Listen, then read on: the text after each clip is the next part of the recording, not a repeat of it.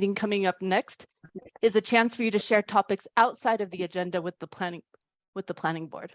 So thank you again for joining us tonight, and over to you, Chair. Thank you.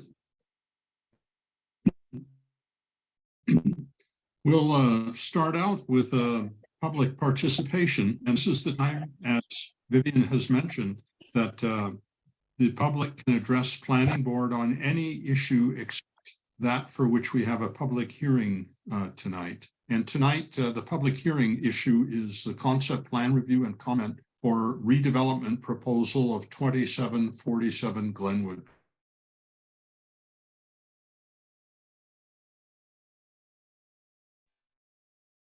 So if you have any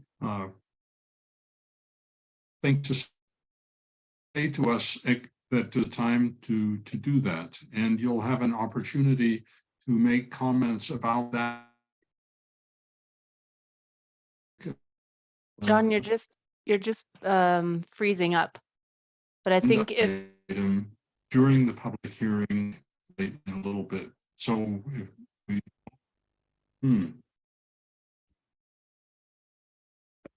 John, if you turn off your video, it may help.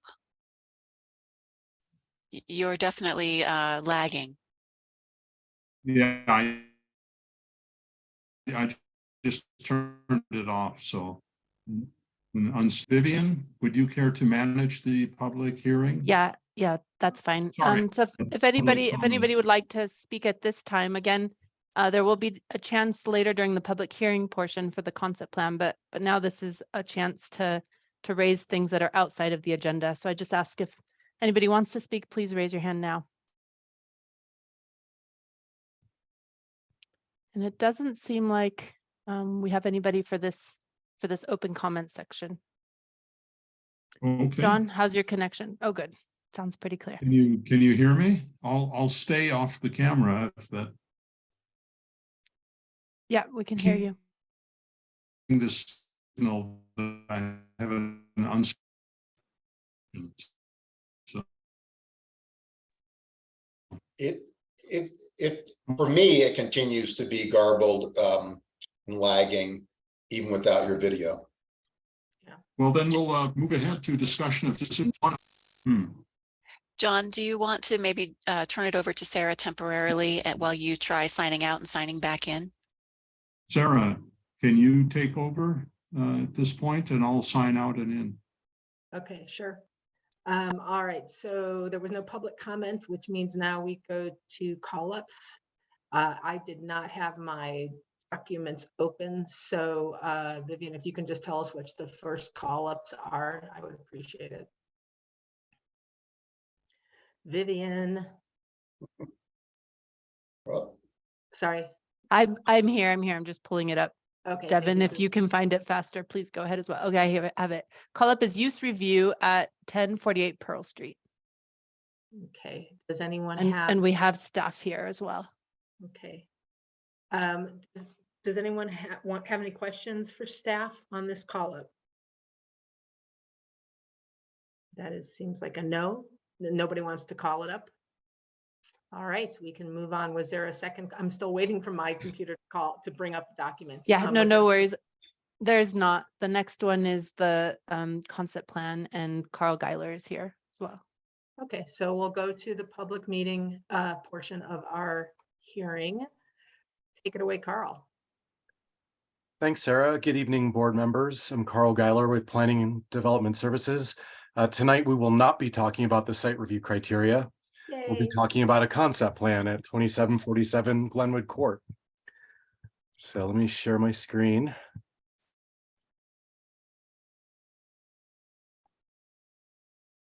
Can you all see?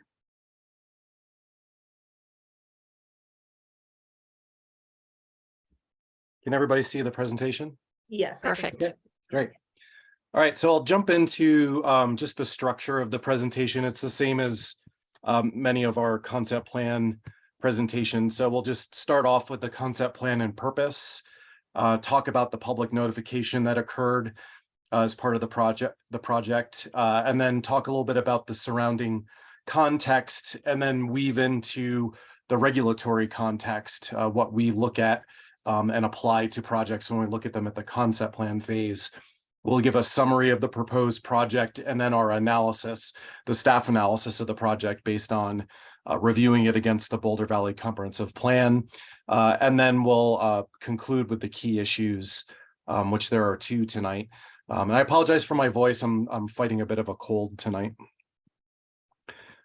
So key issues tonight, number 1 is the site an appropriate location for higher density residential? And then the second key issue is, does planning board have feedback to the applicant on the conceptual site plan and architecture?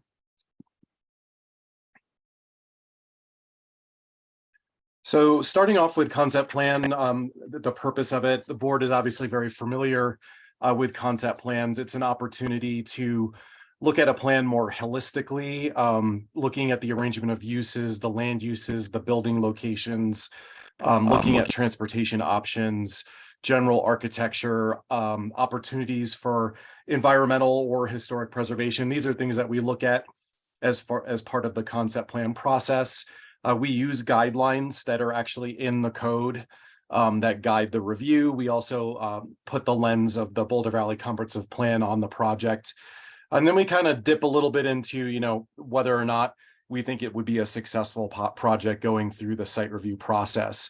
But it's really, this part of the process is really to enable members of the community, city staff and planning board, and sometimes city council, an opportunity to provide comments to the applicant before they prepare a more detailed application down the road, usually a site review. So in this case, there's no approval or denial of the application.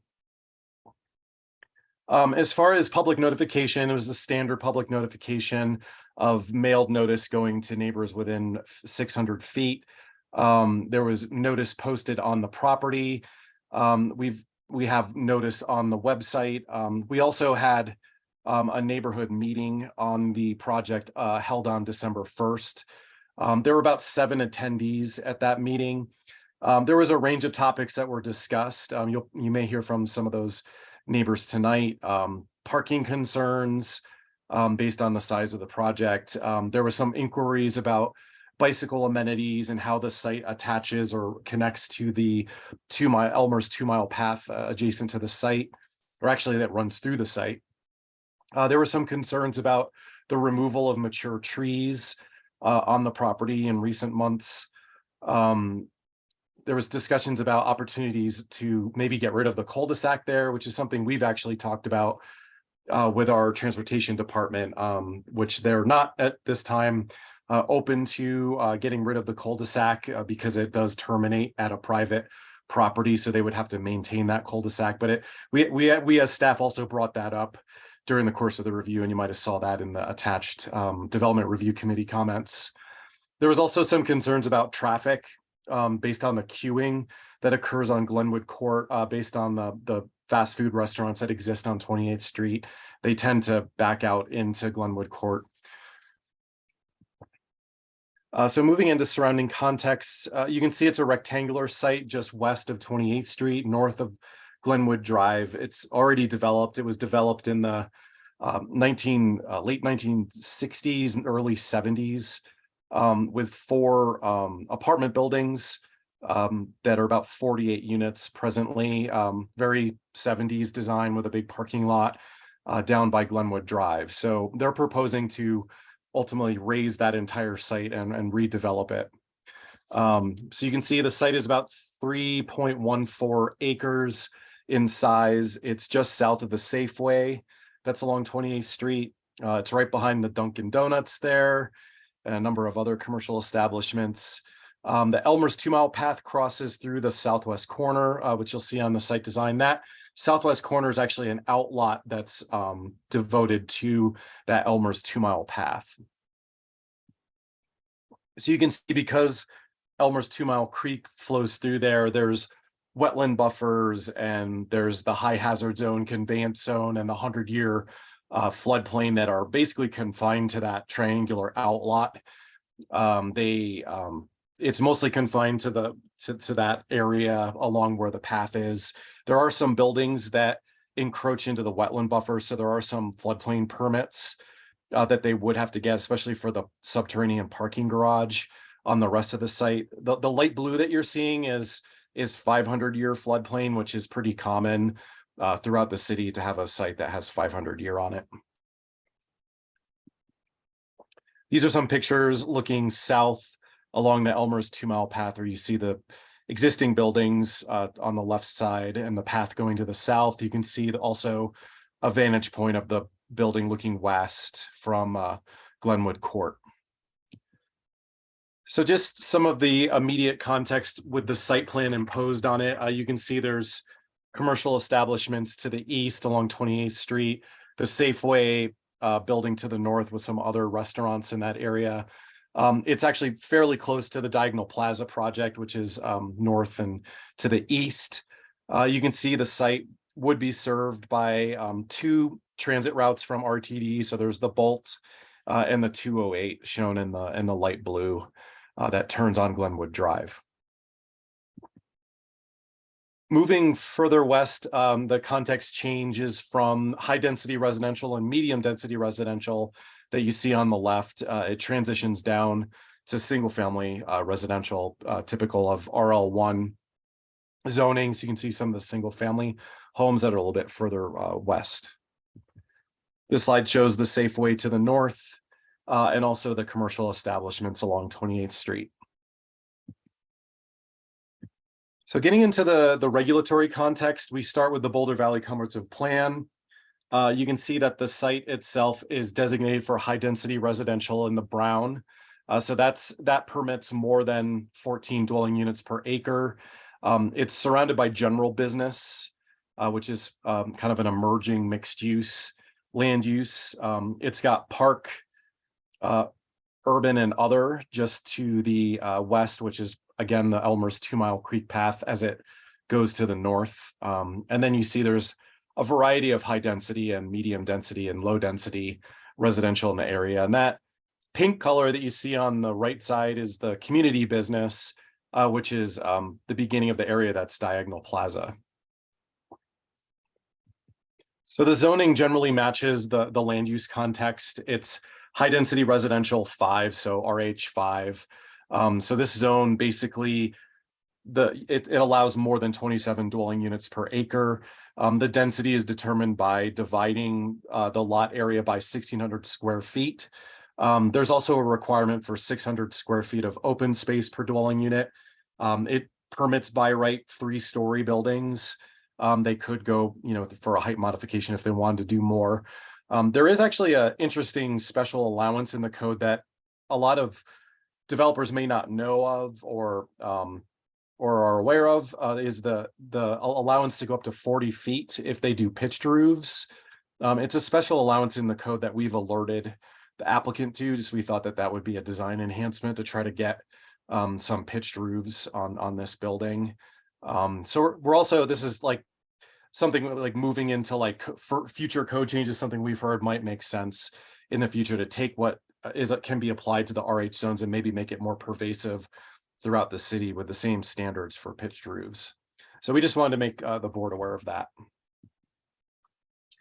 So moving on to the proposed project, these are some old renderings. The applicant will be sharing some updated renderings, which we haven't really looked at in depth. We typically try to focus on what we reviewed in the formal review. They haven't really changed the design other than just to flesh it out and respond a little bit to some of the site and architectural design comments that we provided in the package. But in this case, there's 137 units proposed on the site, but many of them are actually efficiency living units, which means that they're basically units that are no larger than 475 square feet, typically 1 bedroom. The way the code counts ELUs is 2 ELUs count as 1 dwelling unit. So in that case, if you add all the different housing types up on the site, it's about 86 dwelling units per the land use code. They're proposing multiple 3-story buildings. There's 2 separate townhouse units townhouse buildings that front on Glenwood Drive, as well as the Elmer's 2-mile path. There's a leasing building.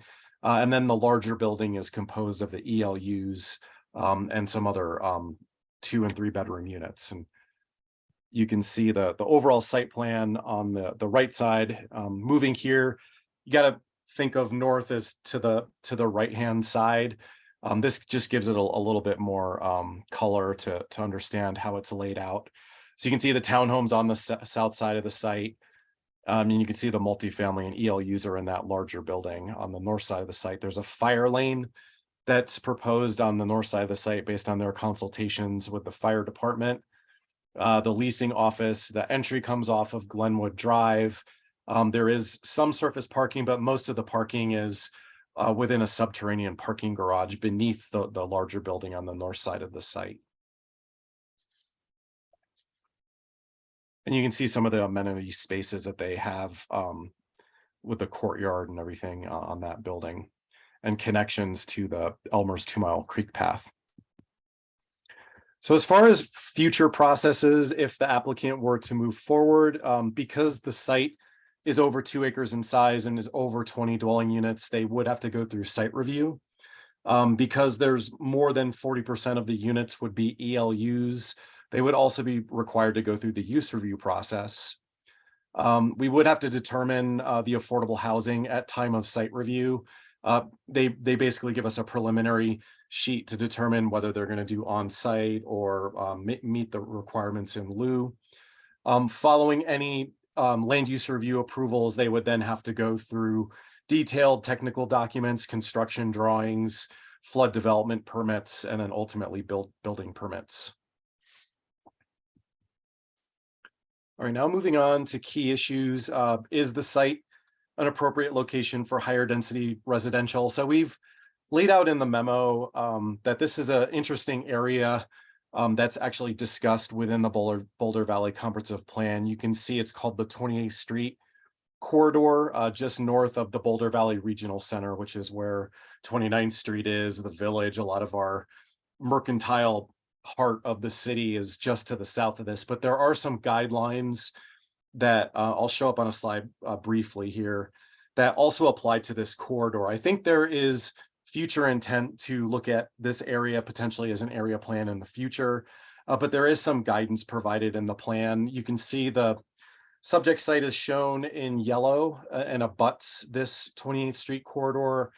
And in looking at BVCP policies as it applies to this project, with the diversity of housing types proposed within the project, the needs of meeting smaller types of units in the city, doing compact development, and trying to increase housing opportunities near mixed use, we've found that this particular proposal is very much in line with the policies on the screen, as well as additional policies that we've outlined in the memo. This is an area where there's a greater intensity anticipated in the future of mixed use, and trying to make it more vital and more of an area where people might be able to walk to transit and things like that in the future.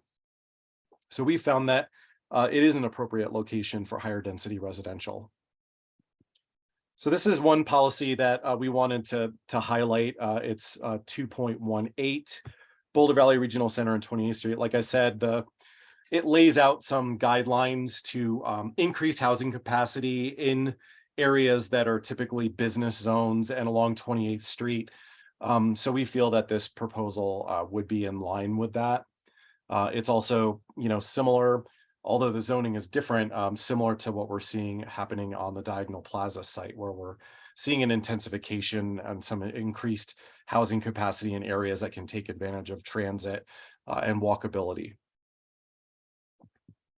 These are some of the guidelines I was talking about. So I'm not going to go through all of these, but encourage mixed use, ensure appropriate scale and transition to neighboring residential uses, encouraging infill in appropriate places, regional multimodal hubs.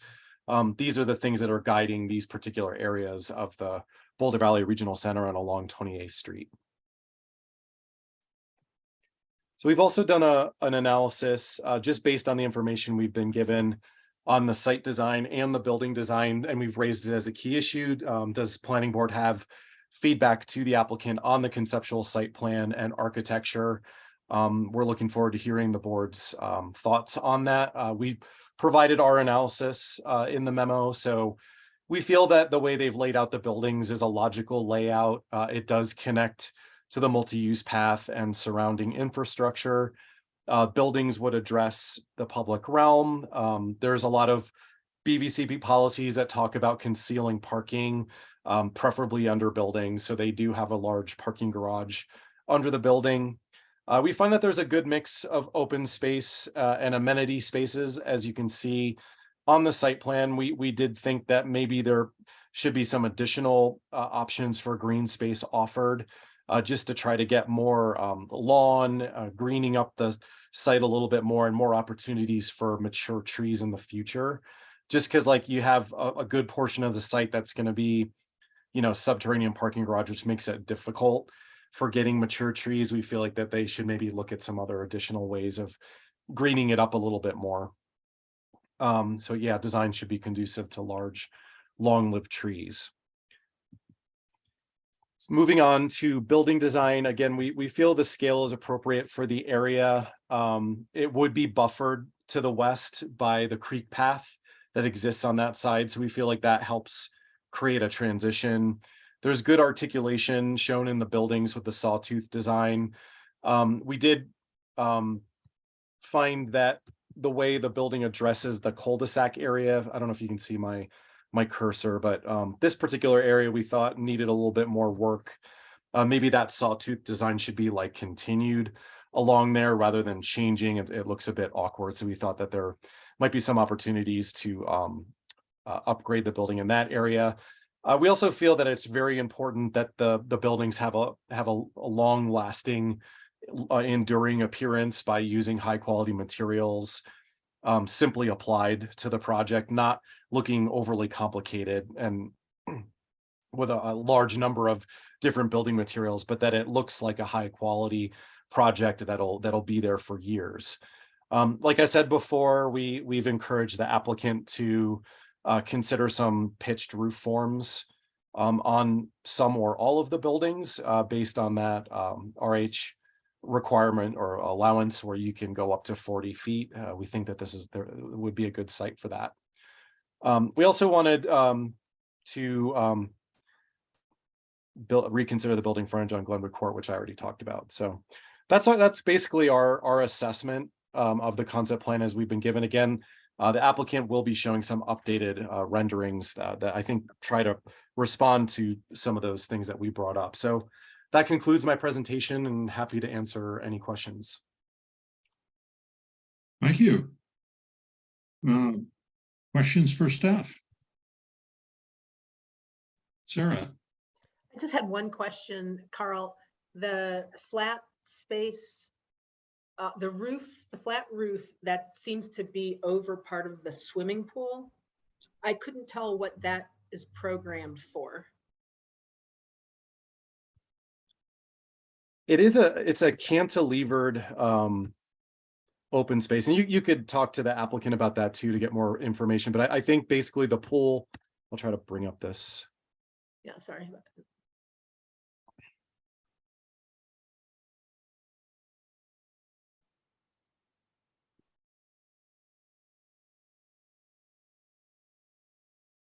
I think it's an extension of this courtyard area. So if this is all going to be open, so I assume it's going to be amenities for the pool. It's partially, covered by the roof structure. But you could point that to the applicant and they could. Okay, yeah, so my question was point that about the roof structure part, so I'll ask the applicant. Thank you. Yep. Mark?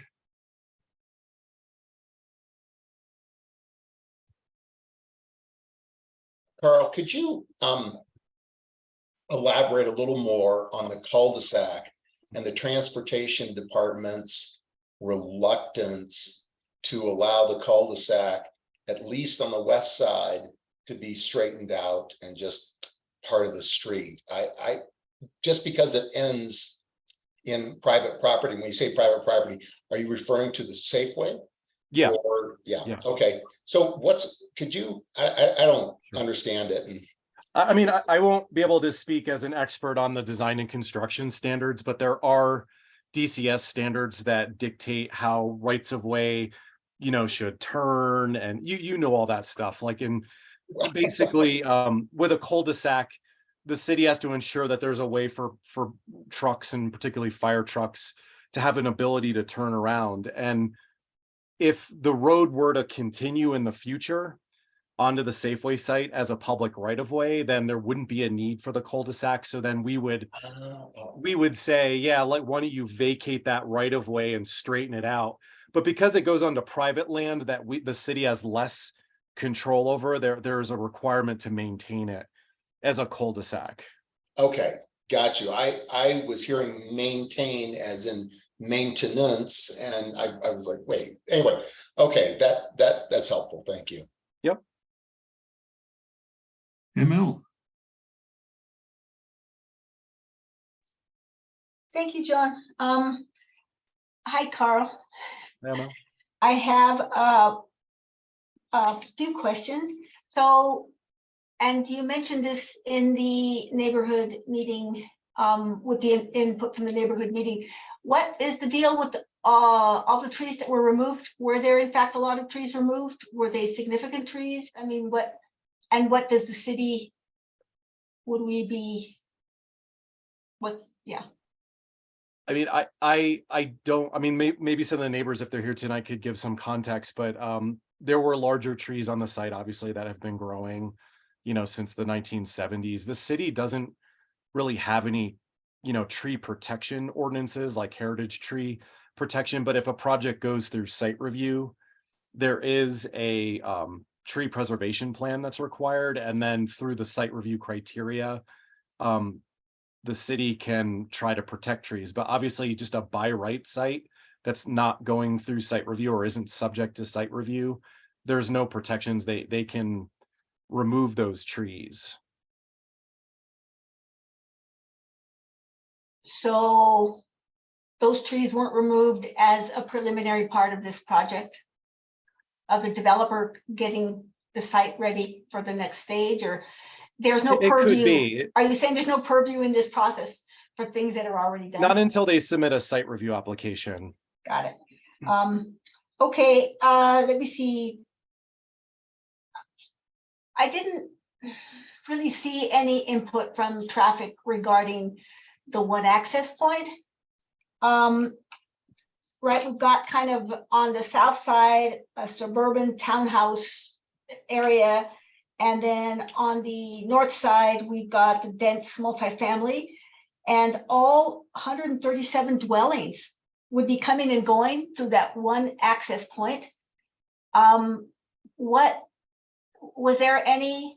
I didn't see any input from staff regarding that. Seems to me like that's a lot of traffic using one access. Yeah, I don't recall seeing any comments from our transportation engineer on that issue. Typically, our policy is to try to minimize the number of curb cuts with projects. So I would think that that's kind of more in line with our policies. But I mean, obviously, we have to look at number of trips and things like that. And we're really not at the stage to determine whether or not it should be more access points. At concept plan, there's a requirement for trip generation. So basically they have to give us a preliminary look at how many trips would be generated during the peak hours. And then we just basically look at that and determine whether or not, if it goes into site review, whether it has to go into a traffic study. So obviously in this case, it would. So it's at the site review stage that we then look at the detailed traffic study, and a traffic study might speak better to whether there has to be multiple entry points or not. I'm just talking more holistically that our policies are to try to minimize as many curb cuts as possible. So there wasn't a conceptual input from traffic folks, just given the numbers. Not that I can remember. I mean, I could. 137 family households. Yeah, I don't that's a recall big thing seeing to any move. concerns. If they needed to, if it turns out that that appears to be too big of a impact to the single, that's a big thing to have to redo, especially because it's an underground parking. So I just was wondering, at this conceptual stage, there was no input. Interesting. Okay. And I heard you also say something about the inclusionary housing. We won't know any of that until the actual site review, is that? Yeah, I mean, you could ask the applicant what their intent is. Obviously, our code is that, 25% of the total units have to be permanently affordable, either on site or in lieu or off site or through land dedication. So that's something that like they generally have to demonstrate to us through the site review process. But even it could even go like they could even change that after site review. It's Right. not something that site review, requires. It's just they have to give us an idea of where they're headed with a project. And on that 25%, how are ELUs counted since there's such a significant number of ELUs? It's still 1-to-1. They're not Okay. counted differently. Okay, so they're not counted as a half a unit like they are for, No, okay, I knew perfect. that question would come up. Oh, good. Last comment, they are looking at wanting to setback reductions. Does staff have any? I didn't see any input from staff on that. Is that kind of like not a big Yeah, I deal? mean, again, it's preliminary. It looks like they would meet all the setbacks on the site, the north, east, and west. The only setback modifications that we identified were on the south side. But they were like pretty much, the buildings were a little bit closer to Glenwood Court and a little bit closer to, Mhm. Elmer's 2 Mile. We didn't think that it looked out of context. Nothing of concern. Okay, perfect. Those are all my questions. Thank you so much. Yeah, you're welcome. Laura, Thank you, ML and Sarah. You took some of my questions, but I do have a couple left. One is, Carl, you mentioned that because of the high percentage of ELUs, over 40%, that they would have to go through use review as well as site review. Can you just say a little bit more, like, do the use review, I don't recall seeing anything specific to ELUs in the use review criteria. Is there anything that changes about use review because that was the trigger, was the ELUs, or is it just the regular use review criteria? It's the regular use review criteria. It's been in the code for quite a while. It was loosened up a little bit back in 2019. It used to be I think it was over 20% of the units were ELUs, that we changed it to 40%. But I think it's just the assumption that, with more units that are smaller, there could be potential impacts to an area that should be assessed through a use review, compatibility with the neighborhood, things like that. Okay. And do staff have any concerns about the high percentage of ELUs at this time? I'm sure we'll talk more about this at site review, but. We didn't have any concerns just because we know that there's a need for more smaller units. But also because the applicant is proposing a good range of bedroom types and different types of housing. So we didn't take concern with it. Okay. My next question, it says in the staff memo that there would need to be a modification to the parking stall dimensions because the plans indicate that the vast majority of parking stalls are compact, when usually the number of compact stalls is typically no more than 40% of the required spaces. I want to make sure I understand that, and then just see if staff have any concerns about the high number of compact spaces. No, so basically a standard parking stall is 9 feet by 19 feet. A compact space is 7.5 feet by 15 feet. So we do have a concern about the high number of compact stalls. Like they're packing in a lot of spaces in that parking garage.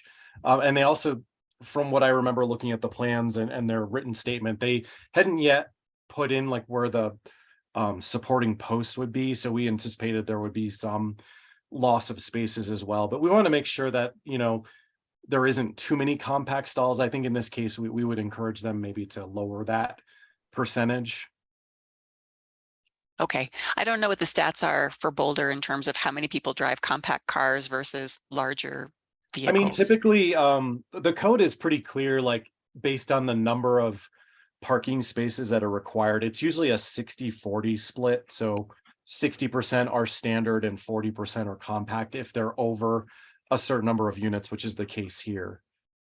So to go more than 40% would require a modification at site review. So there'd have to be some sort of compelling reason that the applicant raises that we could consider, but it's not something we've seen a lot of. Usually they abide by that 60-40 split. Okay. Thank you. And then my last question, you mentioned in your presentation, great presentation, by the way, very informative, great memo. Really appreciate all the info. You mentioned that there's a community concern about cars that tend to queue from the fast food restaurants, I'm assuming like the Dunkin' and the Taco Bell, onto, I think it was Glenwood Drive. Can you show us that on the map just so that we have like a visual image of what that looks like, and then maybe talk about, you know, is there anything that can be done about that? I know that was a concern with one of our previous projects that we reviewed for a use review, was would cars back up outside the site? Sounds like that does happen sometimes, and just wondering what can be done about that. Sure, let me just. Let me make sure I'm speaking correctly. That does happen with some restaurants, not necessarily with the one that we it's- reviewed. It's the Dunkin' Donuts. It's the Dunkin'. Have you seen it, Sarah? When I go to Safeway to do my grocery shopping, that Dunkin' Donuts is backed up. Well, we're getting a Voodoo, so maybe that will help with some of the, relieve some tension there. I'm excited about the Voodoo, non sequitur. Yeah, I mean, I'm not a transportation engineer, so I don't know if I have any like quick responses to that. I mean, I think it's something that we would expect would be addressed in the traffic study. And there might, I mean, it's an off-site thing because it's another use. I think it's the combination of that queuing with increased trips during the, you know, morning peak hours that could be problematic. So this particular project would have to respond to the existing conditions. So that's, I don't know what the solution would necessarily be. Is there a back way into that Dunkin' Donuts from Glenwood Court? Is that what's happening? Is it Yeah, backing up on Glenwood Court? it's really like the queuing. I think I've seen it. Comes like Okay. this. Every now and then I have to get my Dunkin' Donuts fixed, so I have seen it. Okay, I've only ever entered from 28th Street. So can you just show us where is the entrance to the parking? You know, the one entrance to the site is basically just south of where the Dunkin' queuing Yeah. happens. Right to the south. Gotcha. Okay, thank you. I understand that better now. Okay. That was the end of my questions. Thank you very much. Yep. Okay, I have just a couple more questions focused on the setbacks, which are going to be requested or suggested in this concept review. One of them is along Glenwood Street, or Glenwood Avenue, I guess it is. And the justification, what's being proposed there is asking for 5 feet less setback than would be normal. And the argument was that this makes it easier to access the street from the row houses that are being proposed. So is the idea that there would be individual sidewalks or walkways from Glenwood Avenue direct to the back doors of those row houses? Yeah, they do have these sidewalks. Can you see the screen here? Yes. Doesn't go to the slide I want it to for some reason. Yeah, you can see on the left side here, there are little walkways that go up to the entrances off of Glenwood Drive. So Right. So what I'm wondering is whether the city has any guidelines or regulations dealing with row house access to the city sidewalk, and, you know, whether there should be some combination of them, or whether that should be shown as shown here with so many individual ones. there aren't any specifics on access to the sidewalk or whether it should be consolidated. It's something that we could certainly consider through site review, you know, if it made more sense to consolidate them. But I'm not aware of any guidelines that would dictate that. And then the similar question along the Elmer's 2 Mile Creek and bike path, the open space. Looking at those plans, it looks like a very tiny setback is being proposed there. And yet I didn't see any comment in the text about asking for a variance from normal setback requirements along the west side of this project. And Yeah, we that would slap particular this- lot line abuts the outlot where it shows the pollinator garden, so it's actually meeting the side setback. That wouldn't be a front setback measurement there, so it's only on that lot line that abuts Glenwood Drive here that there would be a modification based on this design.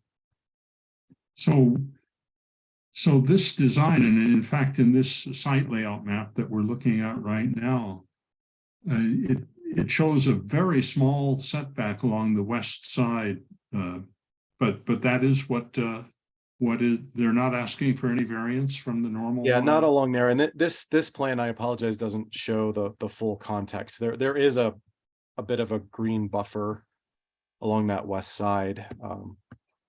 I don't know if the applicant might have a plan that shows that, but there is some green space there. Okay. Yeah, just for trying to fit everything on the slide got a little cut off. Okay, well, I'm just trying to get a feel for whether they're asking for a variance there. Yeah, and it wouldn't require any modification along that setback as they have it designed. I think we still looked at it thinking, you know, it might make sense to get some more of that green space in that area. However, you know, looking at that western side, that's also where the Elmer's 2 Mile is, and there is a lot of open space there anyway, so that you already have kind of a buffer. Mhm. And has there been any discussion along that west side, along Elmer's 2 Mile Creek open space and bike path, whether they would want to build a wall or a fence separating their along the property line? We haven't heard that at this point. I mean, it's possible that could come up at site review. Would staff have any concerns or thoughts about that if it is proposed? If they were to put a fence on this particular project or on the other apartment projects? No, along the west side of this project, along the Elmer's 2 Mile Creek open space there. I don't know that I can speak to that because that, you know, the Elmer's 2 Mile path is really managed by, you know, open space and mountain parks. So, you know, we'd have to like consult with them about whether it would make sense to have any kind of fencing on their property. Mhm. I think I saw some comments about a living fence or a tree fence or something like that, and they wanted to discuss what that would look like since it abuts open space. It was in the staff comments. Yeah. I mean, I think it's something that they could certainly talk to open space about. And Okay, well, thank you. Mark.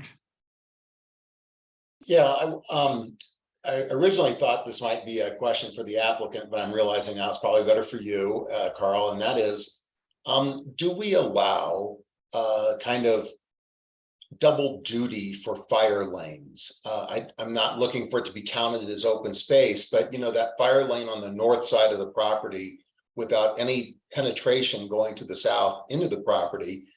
One, I kind of wonder about its functionality as a fire lane. And two, you know, it could be a gray concrete slab full of windblown trash and ice all winter long, or it might be something of a softer surface, cool design that becomes an amenity for people who have windows looking out onto that north side, or a way for people on Glenwood Court after they've gotten their Dunkin' Donuts to get back over to Elmer's 2 Mile. So anyway, I'd like to know about how the city specifies a fire lane and whether is there some flexibility there for its design? yeah, we have pretty specific standards in our development standards on what counts as open space and what doesn't count as open space. This goes beyond just the site review criteria. It's kind of like the baseline, what you have to meet, and then the site review criteria, this extra layer of looking at the quality of it. I would say in most cases, any kind of concrete treatment or even brick treatment that's largely vehicular is not going to count as open space. Right. I'm not advocating that it does. I'm saying is it possible to make it nicer so that it functioned maybe as visual open space, connection, etc., not counting towards the open space requirement, but just make it nicer than, you know, what's drawn there. It could easily be built as a gray concrete slab, one end to the other, and that's it. I think it's certainly a possibility. We already look at projects like with Woonerfs where there's like a shared vehicular space, you know, with open space. And I think in some limited scenarios, they might have designed it in a way that where it's very, you know, usable by residents or pedestrians and everything. And I think we would have some flexibility through site review to count it, but I think there'd be a pretty high bar. And that's something that we've also talked about in the past. Maybe we need to be more specific in the open space standards about Woonerfs. We've started to develop some standards, but haven't codified them or anything, but it's certainly something on our mind. But I think there is some flexibility in site review to get it into a hybrid space that's a little bit nicer than a typical, you know, lane. Right. Okay, thank you. So any further questions for staff? I have one more, just following up on Mark's inquiry. To what degree can that fire lane on the north end of the property be turned into a public access point between, as you say, the donut shop and the bikeway, Elmer's 2-mile bike path? I mean, it depends on how they set it up. I mean, it would probably be considered an emergency access easement, but if it were designed as an amenity that could provide a connection through the site review process, we would look at the design of that space, and then we would probably try to get a public access easement if the applicant were agreeable to that. Obviously, you know, the city has some limitations of how far it can push to get a public access easement unless there's a connections plan. But they might be agreeable to that, you know, putting some sort of access easement that could be used as a pedestrian connection when it's obviously, hopefully not being used as a fire access at any point. Thank you. Okay, any further questions of staff? All right, I think we'll move to the presentation by the applicant now. And Danica, I see you're ready to present. Okay. Yes, I am ready. I think our team will pull up the presentation. And I just wanted to say thank you for rescheduling us so quickly. We were on deck to go a few weeks ago, I think, on the J Road project, and we're all waiting. But understood you had a big night ahead of you. So we're here tonight. We're missing a couple of people are on the road, but we hope to answer all your questions. And I will try and address a couple of them as I can as we go through the presentation, and I'll be followed up by our architect. So next slide, please.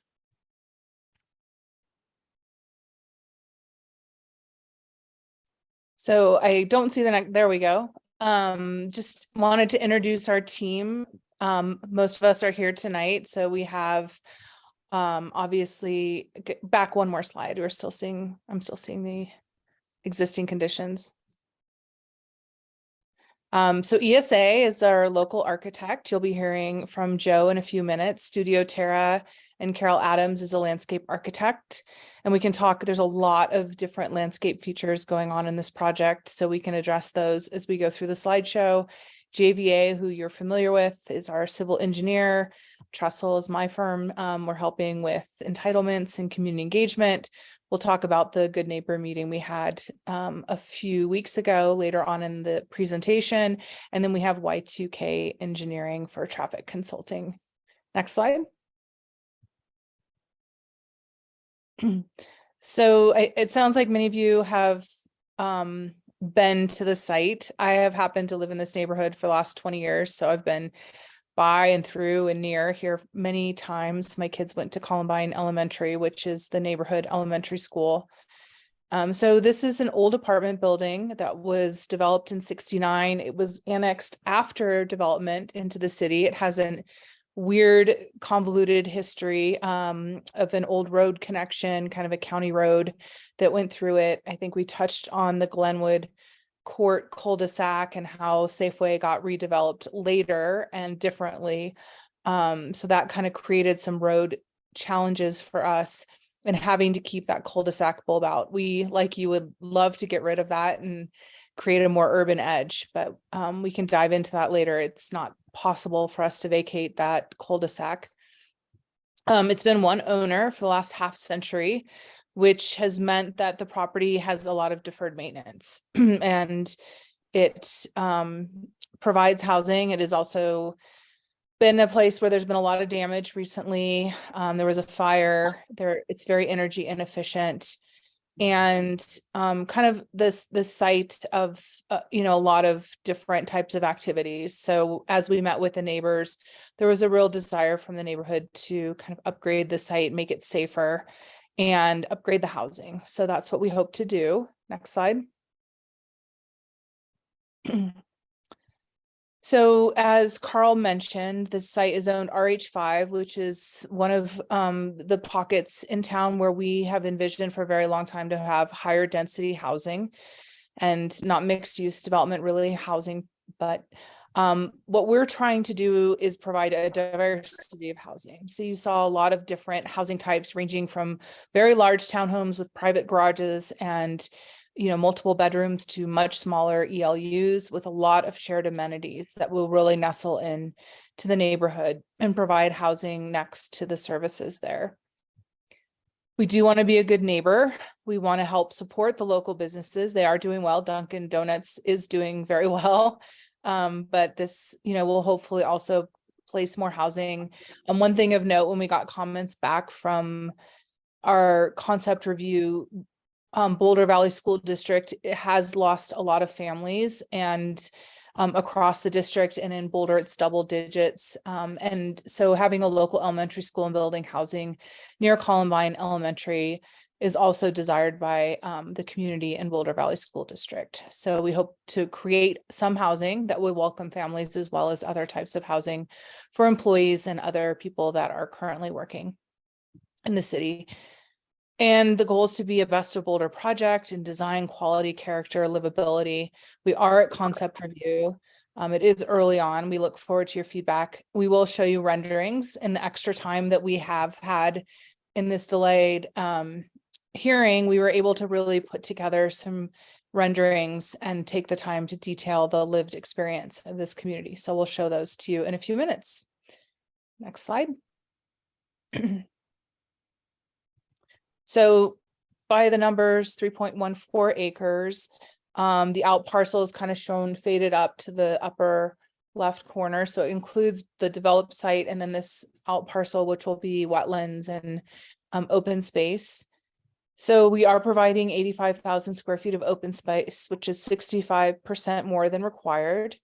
A unit mix, as you can see there, walk-up townhomes, ELUs, 2 bedrooms, 3 bedrooms. Parking is provided at 140 spaces in an underground garage.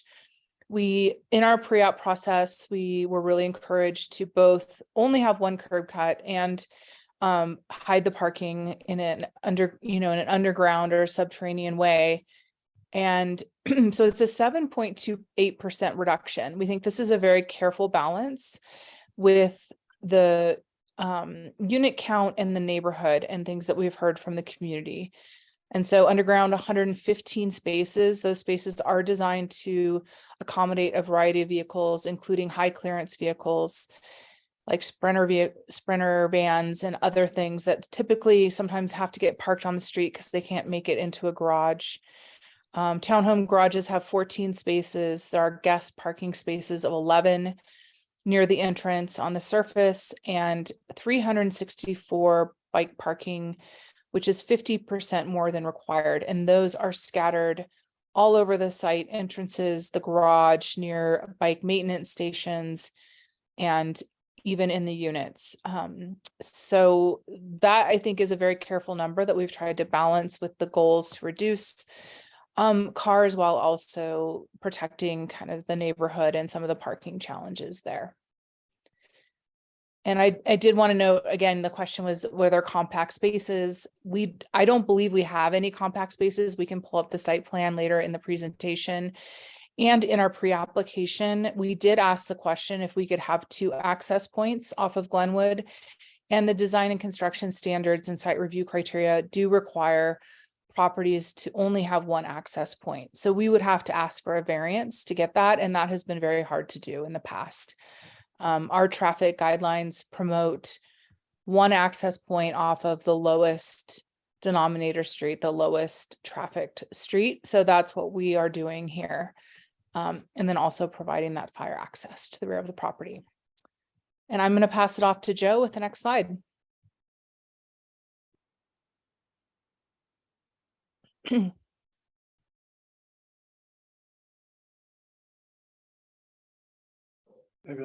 Okay, Joe Coughlin here with ESA, the architect on the design team. So looking at the site plan, I know you guys have had a chance to kind of digest it, but kind of walking through from the left side, we had a lot of comments on stuff that I think we can dive into later, but looking at the townhomes on the left side, and John, you are right, we're moving those or attempting to move those a little bit closer to the street. That's the main entrance directly off of the sidewalk. And then there's also an access point to the other townhomes that are part and parcel of the bike path over there. Go ahead and turn off. Then to the bottom left corner is that single access point that Danica just spoke about a little bit. And that is the main entrance going past the leasing office that we'll take a look at later, which is really a control point of the site. And then wrapping around that to the upper portion is the ramp that goes down into that parking garage. And that parking garage really is underneath that larger U-shaped gray mass and courtyard underneath there, creating the building on top of the podium, which we can touch on a little bit more later as well. So then circling around is kind of that mix of units. A lot of the sawtooth design that Carl mentioned, those are the ELU units, which are less than 475 square feet, more compact living arrangement that we see as a marketable element here in Boulder, coupled with number of storage scattered throughout the site. And then to the north side or the right side of the page is a number of 3-bedroom, 2-bedroom ELUs. In the center there, there is kind of the community amenities that we'll take a look at the rendering for coming up as well. Next slide. So as Danica mentioned, we did hold the community meeting at the beginning of December and received some great input from the community. Could you go back 1 slide, please? Go. And we received comments from various members of the community, both liking the architecture of it and in support of the unit types in the mix that we were proposing. We did get comments similar to what we've heard on this call regarding the curb bulb out vacation, which is something we explored previously and did ask in a pre-app application and didn't receive comments back that was feasible at this time, but we're definitely open to exploring that further with planning board staff, city, and the community, getting number of comments from the community on just the safety of what's there. That bulb out predates the development of the Safeway there. If some of you have been in town a long time, you'll recall the Kmart that was there. And I believe the bulb out was introduced at that point, or potentially even predates that. Additionally, from the community, they urged us that they'd like to see the project fully parked, which was our intent as well. Keeping cars off the street, spilling out into neighborhoods and providing high clearance underground parking so that we can get everybody at the project fully parked there to avoid spilling over in front of neighbors' homes. So we received just general support for the concept and a lot of great feedback from the neighbors. As part of our kind of continuation of ongoing community engagement, the clients have set up a website with frequently asked question forms, ways to reach out for us. And we've also had direct communication with additional community members and are more than happy to walk them through any additional questions and input that come up. We really see a project that has community involvement being the most successful. Next slide.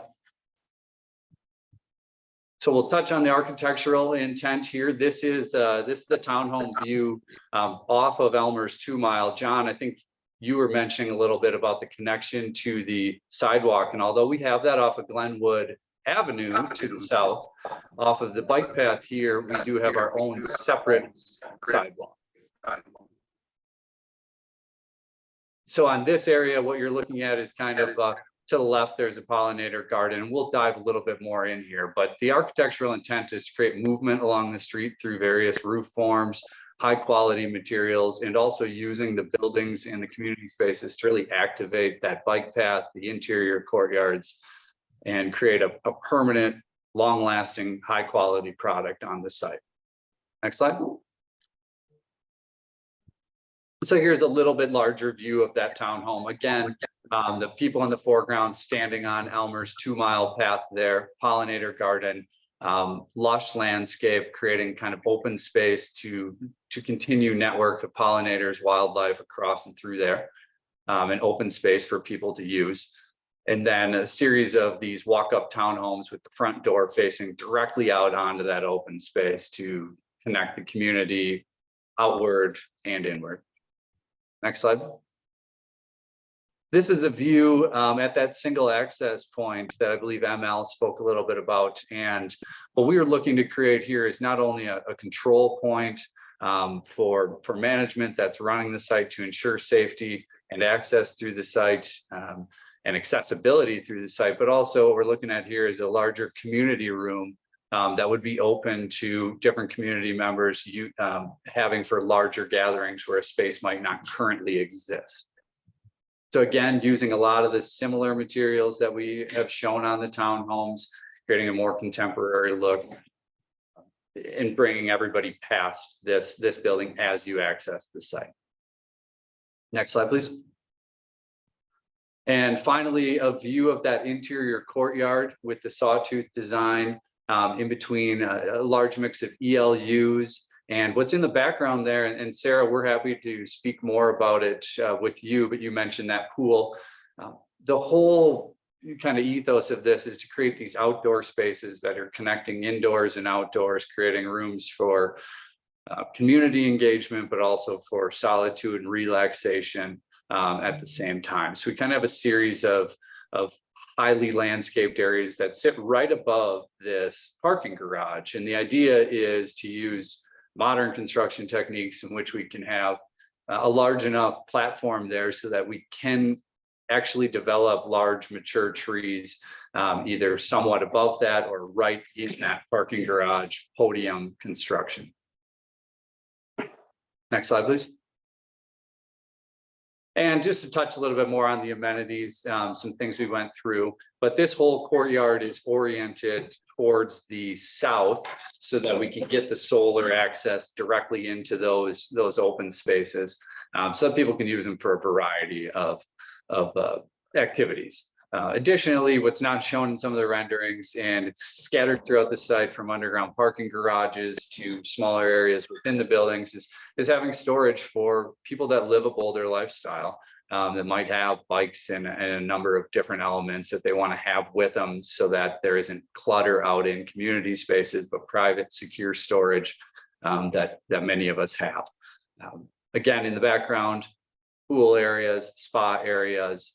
And then as Danica mentioned, we're trying to orient this towards not just family friendly, but really a diverse amount of people, be they at any point in their life. And then also have pet oriented areas.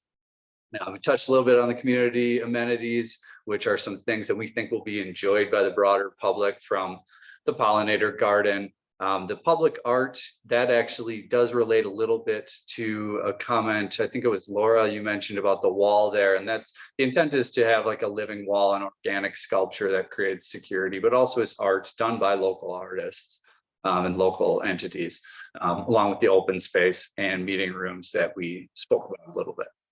Next slide, please. And down to the underground parking garage, parking and circulation throughout. You drive in that single access point and have the ability to go down into the parking garage. We envision this parking garage being 100% EV and e-bike charging ready, which is above and beyond the City of Boulder standards. Having this garage allows us to create all that open space up at the surface. and eliminates the heat effect that we see. Again, noted already, but this is going to be a high clearance garage, so that you have the ability to get larger vans and items off the street and down into the parking garage for secure storage. There will be a number of surface parking on site that was shown kind of behind the townhomes at the access point for visitors, for deliveries, for all the things that we see, again, to keep them off the street. Accessibility wise, we really have a focus on accessibility. So stair towers and elevators directly from that parking garage to your door on any of the levels has been carefully thought out. We're trying to locate everything with an ease of movement at the top of our minds.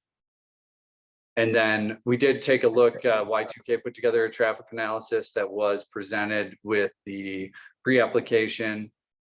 And the site does receive a 100% bike score and an 89 walk score. And that's why we do want to be transit oriented enough with large bike parking that's secure. That this is really a unique site that you can get around to a lot of local businesses and a lot of community areas via bike, with the bike path directly adjacent to the site. Next slide, please. And to touch a little bit on sustainability. Again, additional open space than what is required, but also bringing in the inclusion of renewable energy resources from rooftop PV, and also meeting any City of Boulder dark sky requirements and just having energy efficient fixtures throughout the site. Again, the architecture is really the forms of the buildings. We've taken a really detailed look to try to maximize that solar access so that we're not just being energy efficient through appliances, but also passively touching on all the opportunities that Boulder provides us. And the pollinator garden that we spoke about is about 1/4 of an acre, which is pretty large, and that would be fully dedicated to native plants and stops for pollinators as they come down the network of spaces. Next slide, please. Okay, and finally, the requested considerations, which were a couple of elements that we noted in our submittal. John, I think you spoke a little bit about the setback variances, and Carl answered some of those questions, but we're looking at a 5-foot setback reduction based on City of Boulder standards, both to the left, south, and to the bottom of the page, which would be east. We see that creating the ability to push those townhomes up gives you some open space at the site, but also creates that walk-up townhome feel. Second is vacation of the roundabout on Glenwood Court there. We do think that it would clean up the architecture in many ways to continue that design down the street, and we're happy to discuss with the city staff further on how we can achieve something like that and create a great project for us and the community. And then finally, the maximizing of the parking on site, pushing it underground. Currently, we're showing a 7% reduction in parking. Again, all of those are standard stalls, 9 by 19, understanding that there will be some structure that comes in there, and there will be a mix of compacts, but making sure that we have enough parking for everybody, again, to get it off the street and really contain it securely within our building and have those fully EV ready for the future. Next slide. And now we'll open it up for questions from anybody, or Danica, if you have anything further that you'd like to add. No, I think there were a couple of questions about the roof form. And so hopefully with these renderings, you can see that we do have we have some pitches and some different roof forms, different elevations and heights, also trying to preserve views across the site. As these townhomes have the best views, but we want to preserve the views as we go to the north for the 2 and 3 bedrooms and ELUs. Another thing that I think is probably worth discussing is access to the multi-use path. And you brought up the fire access lane.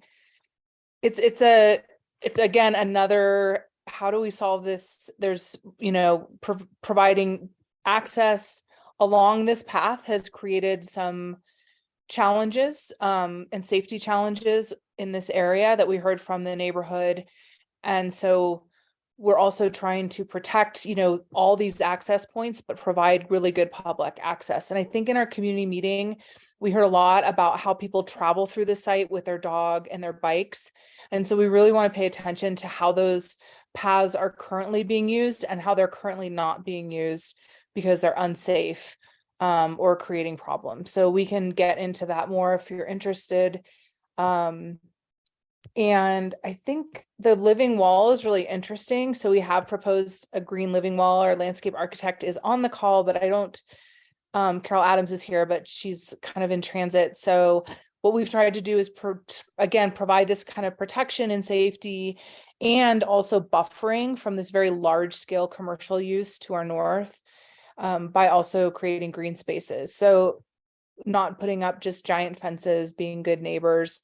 And then on top of that, limiting the connections to the multi-use path. We also heard from staff, we don't want to push a lot of people and dogs and toddlers out onto this very busy multi-use path where people are going very quickly on their bikes. So we've tried to manage access. So we have some access onto the multi-use path on Valmont, which is a much slower engaged street frontage. And then we've tried to limit our access along the Elmer's 2 mile where people are flying through there. And so we're not trying to provide direct connection and dump people into an area where there could be conflict. So I just wanted to note those have been areas of sensitivity that we'd love to hear your feedback on. And I think that's it for now. Look forward to your questions. Okay, thank you. So questions for the applicant, Sarah? Thanks for the presentation. I have 2 questions. My question was not about what is in the back of the swimming pool. My question is about what is above the swimming pool. I couldn't tell what that area was.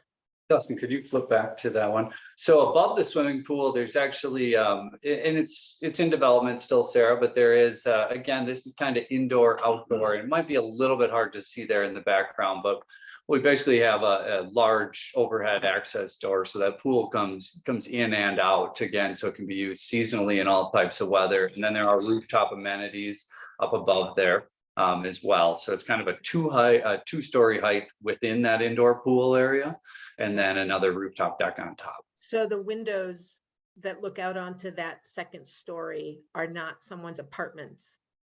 No, those large windows directly in the back, and you can see some kind of green living wall back in that pool area. Those are total amenity community spaces. On the 2nd floor. I'm sorry, on the 2nd floor where we Yep, can't. on the really tell 2nd what- floor, and then the 3rd floor would even be occupied from that. So I'm sorry, you're considering what I'm looking at, then you're considering the 3rd floor. I'm sorry, we're just make sure we're on the Gotcha. same Sorry. page. Yeah. On the Yes. 3rd floor, that is going to be a public space? Yes, that is. Those windows are someone's apartments, or are those No. windows are not? Okay, No, those are not. Those are into indoor community spaces. okay. So my other question has to do with, and then I only have these 2, has to do with the location of the leasing office and the location of the entrance to the Site. parking garage.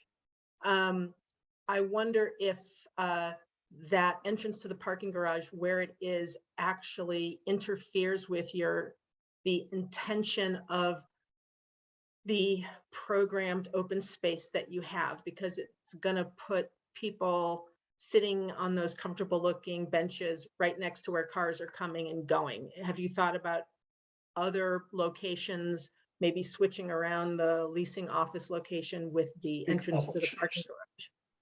We have actually explored a number of different options, and there's a fairly sizable level change there as that ramp comes down. So the site really slopes from, on the right side of your page, is higher and kind of slopes, although it seems gradual. It is a larger site, and there's a couple foot difference there, and the ramp would slip underneath that. We see pulling the leasing office directly to the street front creates a much more active street front than having a ramp there. So having screening and fencing, and so people can drop down there so that they're really not, by the time they would get tight to that programmed open space, would already be probably 6 or so feet below grade at that point, and then continuing down into the park. May I just follow up that? And so what would you imagine will be the divider between the ramp and the open space? Is it just a wall? Is it, what will you put there to really protect people, not from getting hit by cars, but from the sense of being next to a garage? Right, from being next to all the busy cars. So again, providing some form of screening and probably looking into something similar to a living wall type of thing that might have a buffer. Obviously, we're going to be required to have, railings in certain spots as that ramp drops down, but really creating a buffer so that you are not mixing car traffic with pedestrian relaxation and safety, honestly.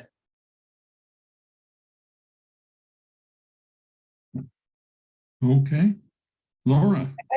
I wanted to point out that, I think Sarah, your questions are really good. There's a bike. Do you see there's a bike separated entrance into the garage, which is on the, East side. east side. I want to say south, but it's not, the east side. And so that, I think we're also trying to separate the bike and provide a really easy bike entrance. I don't know from my team if it's possible to flip those two. That could be a solution. I don't know if that works from an engineering standpoint, but that bike travel lane maybe would be better served next to the open space. We actually think it is better on the south side of the drive, because as people come in on their bike, you're not crossing vehicle traffic. So it's much safer to have it on the south side. It's important to note also, I mean, on the east side, yeah, that plaza in the middle is 3 feet higher than the level of the driveway. So when cars make the turn and start down that ramp, they are sitting below the level of the ramp there. So you really don't have those vehicles at the same level. They're approaching below the level of the common area in the center. And the bike parking is directly under, they don't have to cross. Okay. Yeah, at the bottom Yeah, of that that makes sense. ramp, we don't have an image of that lower level garage, I don't think, on the PowerPoint, but the parking for the garage under the building is directly below that leasing office. And again, the attempt was that they can go down the ramp on the south side, turn immediately into the bike storage and not have to cross any vehicle traffic in the garage. Just in terms of the safety of separating those bicycles from the vehicles.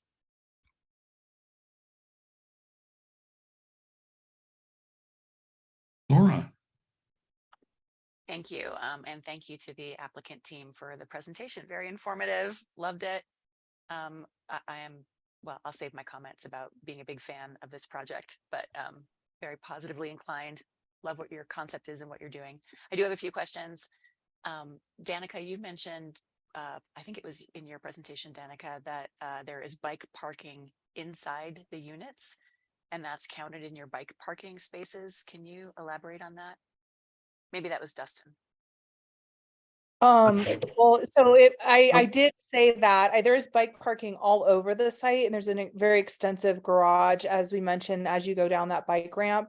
There also in the little, I think it's the, there's little, it's hard to see on the site plan. Maybe we can pull up our full set of plans to show Dustin, but there is storage units associated with each of the smaller units. So you could put a bike in your storage unit. I'm not sure if we're putting bike racks in the small units, but there is parking throughout the site at all the entrances to near the elevators, near the outside entrances. And I wish we could show our garage plan.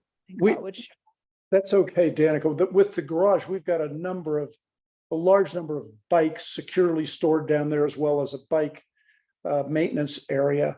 But outside each of the studio units, it's important to note, we've got a storage area dedicated to each studio outside the studio, coming off the main corridor, that's large enough to store bikes, kayaks, paddle boards, those sorts of things, recognizing that because those units are smaller, those residents will still have storage needs for bikes and those sorts of things that in some cases they may want to have closer to the unit. So in addition to the bike storage under the podium, we've got about 80 square foot of storage space for each individual ELU unit, as well as 8 by 16 foot decks off of each ELU as well, just to provide an adequate amount of outdoor living space combined with all the common amenity space that's within the building.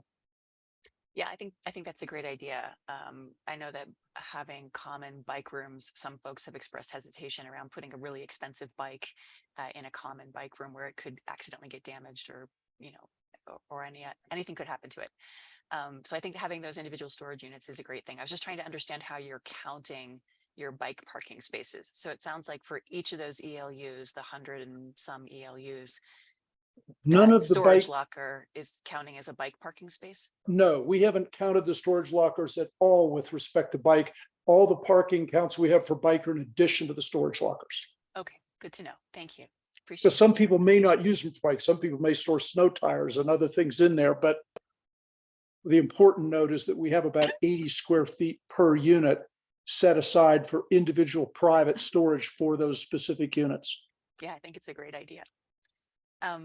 Another question. Excuse me, can you say who is just speaking now? I presume it's a member of the applicant team, but I don't see a name or I'm Face sorry, there. it's Eric Smith with ESA Architects. okay, thank you. You just can't see me on the screen. Joe's much better looking than I am too. We'll keep him up on the screen. Okay. Are you sitting next to Dustin? Where are you physically Um, located? Yeah, they're right in here. I'll turn Ah, the camera. That's me right there. excellent. John, thanks for asking that question. I was also mystified. Sorry about that. I should have identified myself. No, that's okay. A little mystery is good in life. Danica, I wanted to follow up on something else that you had talked about. You mentioned that some of the residents currently feel that some of the pathways through the site are unsafe, and that that's something that you're trying to address, and that you could elaborate on that. Can you talk a little bit more about that? What's going on out there? Yeah, and I'll pass it off to maybe Rob, who the property owners who have owned it now for several years. I believe there's a gate up kind of in the long 2 mile Elmers. I don't think you can see it in the site plan, but there's, as soon as the fence is put up, it's taken down, and it starts to become a source of activity and encampments and things that the neighborhood is identified as not feeling safe. I think the property owners have been trying to continuously keep that safe. So, there's an element of, when we redevelop this, how do we activate it and make those dark corners less scary? And also understand that people use, there's traffic patterns. People like to come through here to get to Safeway. They feel unsafe getting to Safeway and other locations on here. They come through with their kids or their dogs. So I don't know, Rob, if you want to elaborate on that a little bit, but I do feel there's a delicate balance. The site has 4 sides of kind of public facing areas. And so really trying to create opportunities for the public to continue to travel through the site and not create more dark corners. I will Great. note that there is one area that I don't think we talked about too much. And if Carol was presenting, she would have expanded on this fire lane that's kind of going through the middle of the site. Maybe, I don't know who has the pointer, but it's hatched and it's actually very, right there. It's very programmed. It's a fire lane, but we're actually showing some pop jets for kids, which you could have, in the fire lane because they don't impede access. We're showing, I believe, a little tot lot, bouldering area, protected, and some barbecues. So we're also trying to activate the spaces that are on the multi-use path and create a good interface. So that area is a little bit more public facing, whereas maybe the interior courtyard and the pool is, while open, is more resident facing. So that seems like a really nice, it connects very well with the curb cut and allows a path of travel through the site that we think people are using now, while also not creating too many small paths through the site. Rob, do you want to add anything? So Yeah, can thank I you, just, Danica. before you do that, can I just clarify? So when you talk about travel through the site, you're talking about a sort of on the top edge of our screen here, which I guess is the west. There's the Elmer's 2 mile path with that triangular pollinator garden. And then that's where the entrance to the path is, right, from the site. And then you're saying people would travel what is downward on our screen from that, from the path through, actually through the middle of the site and then out your main access point? Is that No, what you're saying? I'll step in here and address this for you. My name is Robert O'Day. I'm a consultant for the ownership group of this project. I've been involved extensively from the beginning. The idea here is to keep the pedestrian traffic within the site to primarily residents of the site for safety and living experience within there. There are existing access ways and public path connections between Elmer's 2 Mile and the Safeway Shopping Center that are, existing multi-use path that's just north of our property site, goes in towards the back of Safeway. It's already established, it's a common route. The only connection that's there presently is there's a small gate in the fence on the far northern boundary of this parcel. So it would be the top right corner of the screen. And that gate, as Danica mentioned, has been a vector for all kinds of community problems. We've had a range of drug dealing issues and petty crime. And it's been a point of access control that we've not been able to well secure. So as we're anticipating that north end providing direct access into our units there, we'd like to put a nice living wall and create a condition that's safe for residents here, but that does not provide yet another public pathway through what is very private space, very proximate to people's home entries and ground story windows. So you're thinking that in the future, and I'm sorry, I did visit the site, but I'm not familiar with how people currently travel through the site. Are you envisioning that in the future, the public, not the residents, but members of the public will travel around the site on, the Elmer's 2 Mile and Glenwood Court and Glenwood Drive and the fire lane, but not travel through the site? That's what are correct. you envisioning? Okay. That would be our preferred condition from both a safety and access control and activating the sidewalks and existing public multi-use paths that are there. And one of the things we find often in developments like this, particularly in areas where there are a lot of dark spaces like there are in the Elmer's 2 Mile Park, and there have been a range of problems, everything that we can do to activate with eyes on those existing paths and encourage the use of those existing pathways is really beneficial towards community safety and public safety. That is very Jane Jacobs. And I'm in favor. Could you just point out on here, just so I make sure I'm not great with maps, where is the access point onto Elmer's 2 Mile that you do think that your residents will use? I think you mentioned there is one access point that you intend to remain open. Correct, it's there. Right there. Where that curve is, or where the arrow is. And then if you proceed south, Dustin, maybe you could go down to the corner. So this intersection here, this is one during our pre-app process. We actually had quite a bit of communication with city staff about, and it's what informed our design that Joe took you through about how residents will access the units that face that outlot pollinator garden. One of the things we heard loud and clear from staff was a desire to keep people from directly accessing at points other than the corner so that we mitigate and minimize, as Danica mentioned, the potential for conflict between cyclists and pedestrians or children, who might be coming or going off a random access point. So we've really tried to control that to one and place it at a location that maximizes the sightline views to minimize conflict between pedestrians and cyclists. Okay, so I'm sorry if I'm being repetitive, but you do envision that residents will use this one connection, but you're hoping that members of the public will not. Correct. Okay, all right, thank you. Good. You're welcome, thank you. I have a couple more questions. I'll try to be quick. In the memo, it talks about the size of units, and it does say, 475 square feet or less for ELUs and about 1,500 for a 3-bedroom unit. I did not see a size for the 2-bedroom units and for the townhome units. About how big are those? The 2-bedroom units are about 900 to 1,000 square feet, 2-bedroom, 2-bath. Mhm. And the townhomes? And the townhomes are roughly, I think, 3 stories. And if you include the garage, I think they're roughly 1,600 square feet. Okay, thank you. Another a question. In the memo on page 70, it says that ELUs will be, quote, at a price point that can be comfortably sustained by an individual without roommates. Do you have a target for what you think that price point is, either in terms of actual dollars or AMI?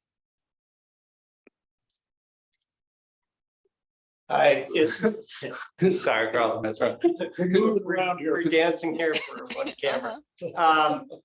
We don't yet have a number on that. These are intended to be market rate, but our intent by providing a variety of unit types is that we can provide a nice inventory of smaller units that are attainable for a broad cross-section of this community that right now is challenged for inventory.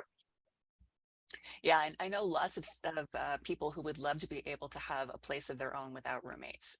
100%. Or another. So I was just Yep. curious, if you have a target for what you're thinking, that what is that price point that can be comfortably sustained by an individual without roommates? So if that is something you can give us more information about at site review, that would be greatly appreciated. That is something we'll take under advisement. We will work to have that for you. And as I'm sure you guys all appreciate, perhaps more than most, we're in a very dynamic market right now. Yeah. One thing I might want to add, this is Eric. There was a question raised earlier about the inclusionary zoning, whether that was on site. Our intention at this point is to provide all of that housing via fee in lieu. And we do have a credit for the 48 units that are on site, but then there'd be a fee in lieu for the remaining requirement. Oh, I'm sorry, you have a credit for what, 48 units on site? Well, there's 48 existing units on site that if we remodeled would not trigger the inclusionary zoning. So we get a credit for those 48. So we have to pay inclusionary zoning on the remaining beyond 48 units. Gotcha. The additional units that you're adding. Correct, Thank you. Exactly. Just on the delta. Okay, you anticipated my last question. So it did say in the memo that you were thinking cash in lieu rather than on-site affordable. And can you give us some insight into why you're thinking cash in lieu versus on-site? Well, I think just in terms of trying to provide a project of this nature with all of the podium parking, the expense of doing that. I mean, we do a lot of affordable housing as well. Our company does. And I have to say, we don't have any big affordable housing projects that have all the structured parking, all the amenities this project has. And so from a price point standpoint, it just made a whole lot more sense to do the fee in lieu. Okay, thank you. Those were my questions. Mark? Going to be true to form and start talking about parking.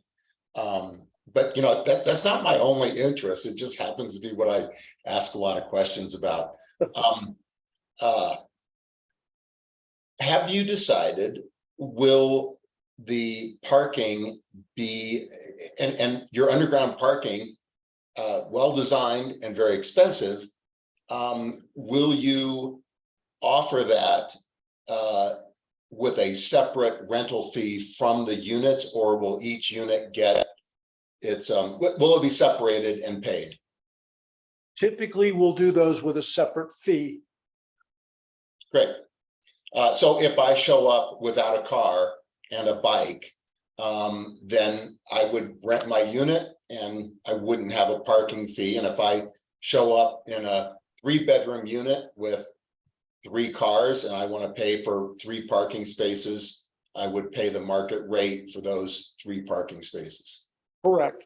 Yeah. I will add, there's no current plan to have any fee associated with parking of bicycles, just vehicles. Right. Great. So if somebody wanted to store an Airstream trailer, or, if they had a Sprinter van, a camper down there, they may pay a higher number to park that vehicle, given the fact that we've got to have a 12-foot clear ceiling to do that. And if they're driving a Prius, that parking fee is going to be less. Great. Good answers and a good segue into the next question. And this may, since you guys don't have the parking plan in our packet, just so the other planning board members can see it, as page 56 in our packet is the parking garage plan. And I'm happy to share my screen if Can you pull it up, Dustin? What? The parking level plan. We'll see if we can pull it up here too, to get it on Okay. the screen.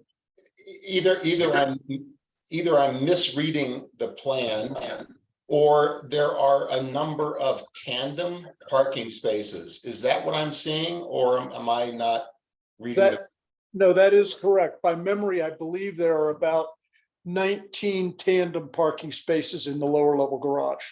That And sounds based on the studies we've done, if we've got, you know, some of these people that may park a vehicle, like leave a camper or a van or something like that and use another vehicle, they would rent the tandem spaces.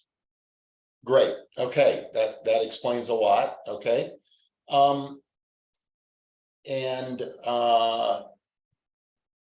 the accessible spaces on the surface, would those be a mix of rented spaces or public? How do you handle accessible spaces with separated and paid parking? Basically, the accessible spaces on site are the open public spaces. You may have guests that show up to visit somebody in the project. So we need to have accessible spaces available for the public. The residents would all have access to the parking underneath the podium inside. So we have accessible spaces there that would be associated with the accessible units in the building. Okay. All right. And the last thing I asked Carl from the city, and then you touched on the kind of programming of the fire lane with the pop-up fountain and that sort of thing. Are you, there's, okay. So That's the parking level. I'm sorry. We're just catching you. yeah, We're a little behind you here. that's okay. But yeah, so just so everyone can see the quite a number of tandem parking spaces, which I'm an advocate of. So yeah, now you can see And it. Mark, it's Rob O'Day again. If I can add one minor comment while we do have the parking plan up. The question had come up earlier about how the bike access works. So if you'll notice in the bottom left corner here, this is separated bike access that would spin cyclists down into the bike storage and bike maintenance area.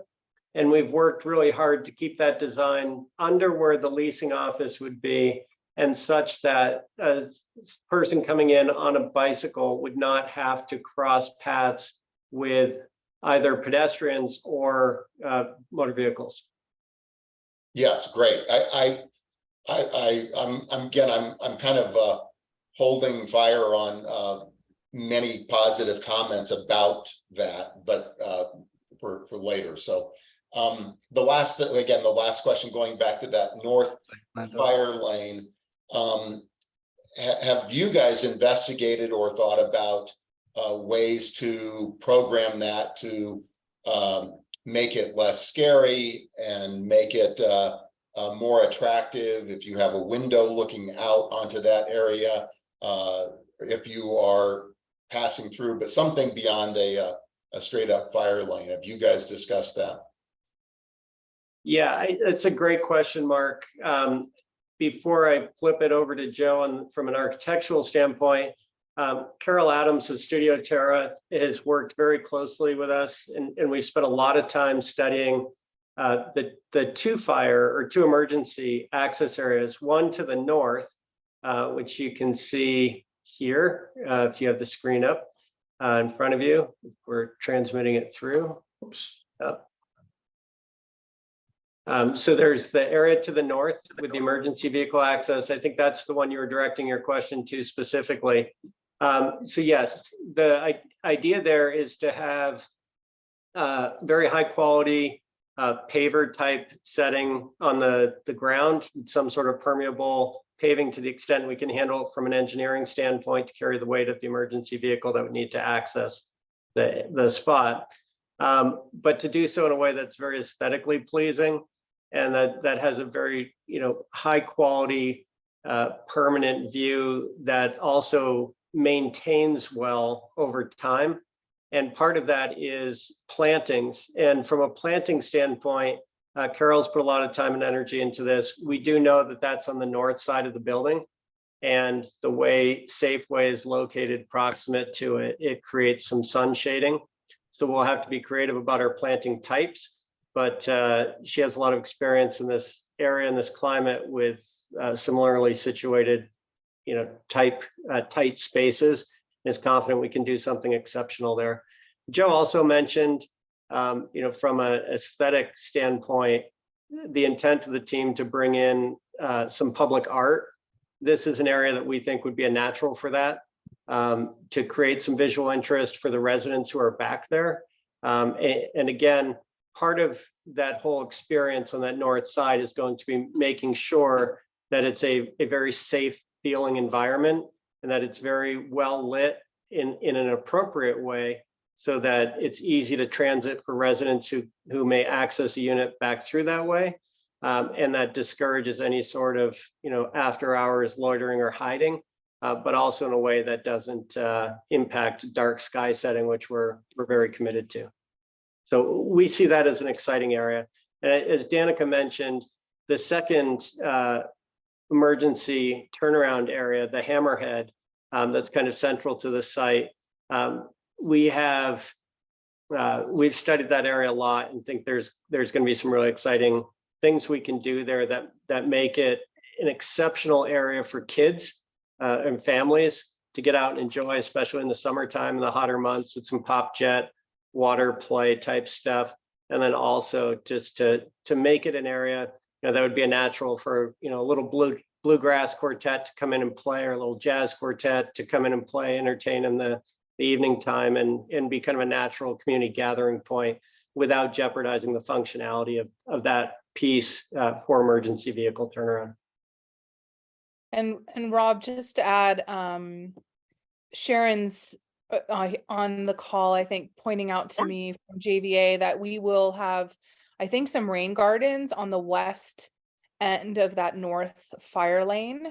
Yeah, that's correct. Open to making that as cool of a fire lane as we can. So, Absolutely. That's what we want to work out. So it's not just a paved, skateboarding ramp or whatever. So Sharon, did you want to add anything to that? Yeah, so per fire code, actually, we won't be able to go any deeper into the site than 150 feet per David Lowry's requirements with fire for the fire marshal. So only half of what's shown will actually be fire lane. And then the remainder will be kind of an area we'll likely put water quality, bioretention. It might have walking space or amenity space on that area.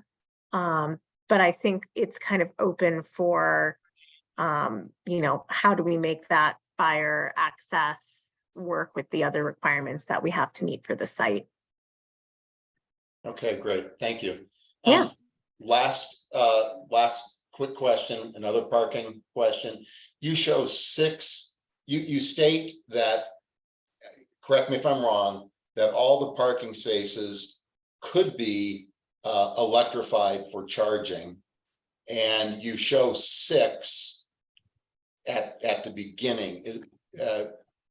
By the time you get this done, I assume you would read the market, and 6 seems awfully few given current EV sales, etc. But I assume that's just like a holding place for now for concept review.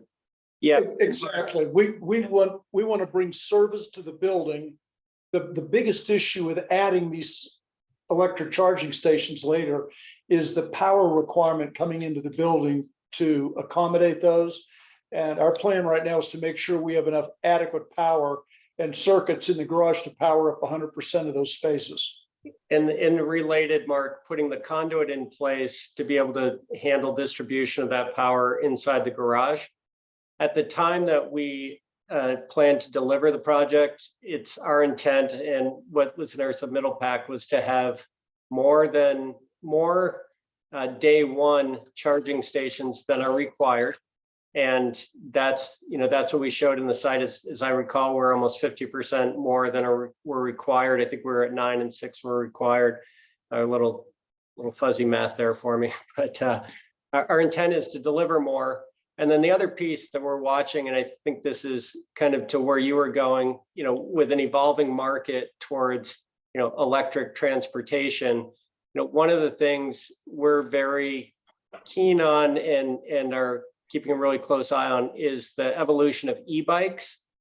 And one of the things we're determined to get as right as can be gotten at the time we develop it is providing charging for e-bikes in a secure bicycle storage room, because e-bikes are heavy, they're cumbersome, they're expensive, and it's not the type of device or asset that somebody wants to try to lug upstairs or up an elevator simply to charge. So we've kind of put the team to the challenge of figuring out how do we anticipate a future where 100% of bikes that are in a storage area of this size could be charged, and make sure that we're anticipating that going in. And I think that is as true as it is for bicycles. We're seeing some introduction in the market of some creative scooter technology that people are adopting, but it ranges out to all types of utility bikes as well. And I think it's just a very rapidly evolving and exciting space. And we're determined to provide the power to help encourage its adoption.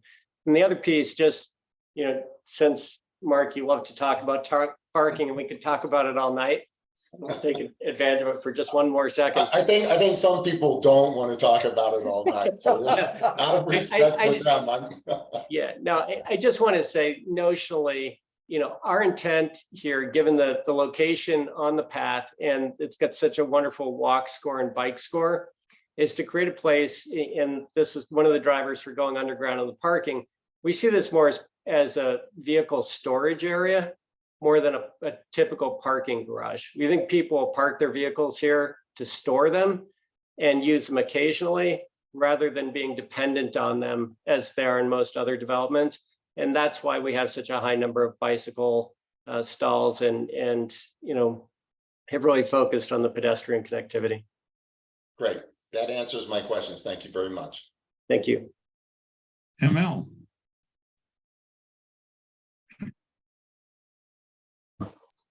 Thank you, John. And thank you, applicant team, for your presentation and for answering all these questions so thoroughly. I will follow up on that parking, how you envision the parking being used as storage. So I read through your what do you call that? The written statement and how you are proposing the project. So you talk about close proximity to the largest and fastest growing primary employment center. And I'm guessing that is part of the thinking as to why people aren't going to be using their cars on a daily basis, because they're close. What primary employment center do you feel is within that range to have people not be? Well, I think there are several, right? We've got a large number of employees who are at the retail center to the north and to the east and all along the 28th corridor. And then we have a large number of people who are engaged in employment in tech, in the nearby office headquarters that are just to the south near 28th and Pearl, with both the Google campus, and then certainly by connectivity with the bike paths, especially along the Goose Creek path out into the new Flatirons business park development and the jobs that are forecast to be out there, we think this is a natural place that somebody would easily hit on a bicycle or, you know, an electric scooter or some sort of alternative mode that, you know, we might not even yet understand. Okay, so I'm really hearing that the market is the Google campus and further east, because I'm guessing the people that are working in Dunkin' Donuts or Safeway are not going to afford market rate apartments here. Well, But there's we haven't heard the there's- price point for the ELU, so maybe they will. Right, and there's a very diverse range of employment types that are along that 28th corridor. Mhm. I think that's important to acknowledge, and it's certainly something we Mhm. look at when we think about the unit mix and young families. I mean, there's all kinds of employers that are nearby there that, you know, cover a pretty diverse range of incomes. Mhm. Okay, so my next set of questions are architecture oriented. You talk about high efficiency construction in your overview letter or overview information. So can you give me a little bit, what do you see as high efficiency construction, or how are you using that term? Well, appliances, insulation, the quality of the insulation on the windows, the pre-wiring for PV panels on the rooftops of these units. Those are all things that impact the energy footprint as well as the heating and ventilating and air conditioning systems we select. And orientation. I mean, the other big issue, if you jump back to the site plan, Dustin, with all of the shape of the building and the sawtooth we've created, maybe go to the colored site plan at the top, if you would, please. We've tried to orient on all of the studio units. We've got those oriented either southwest or southeast, and the whole courtyard is oriented directly south. All of the townhome units with the large expanses of glass that face south and southwest, we were really very cognizant of trying to make sure we got a natural solar orientation in terms of the layout of these units on site as well. The swimming pool, that whole courtyard that faces due south, takes maximum advantage of the sun. So really a lot of what we were doing was based on the orientation of the buildings on site, just to try to take advantage of natural solar input to these units. So all of the balconies that are on the townhomes, as well as on all of those studio units, face either southeast or southwest, so they get either morning or afternoon sun. Mhm. So that slot air courtyard oasis, have you done a shadow analysis? Because it's surrounded by tall building on. Well, it is in the morning, of course, that sun coming from the east will cast shadows from that side, but midday, even on December 31st, on the shortest day of the year, midday, we've got direct sun coming in directly from the south into that courtyard. So that orientation gives us the best possible access from a solar standpoint in terms of exposure compared to that courtyard going east or west, where it creates more of a problem with solar orientation in the winter. So solar, you're talking about, I only saw one area noted that said solar array on your, it was on one of your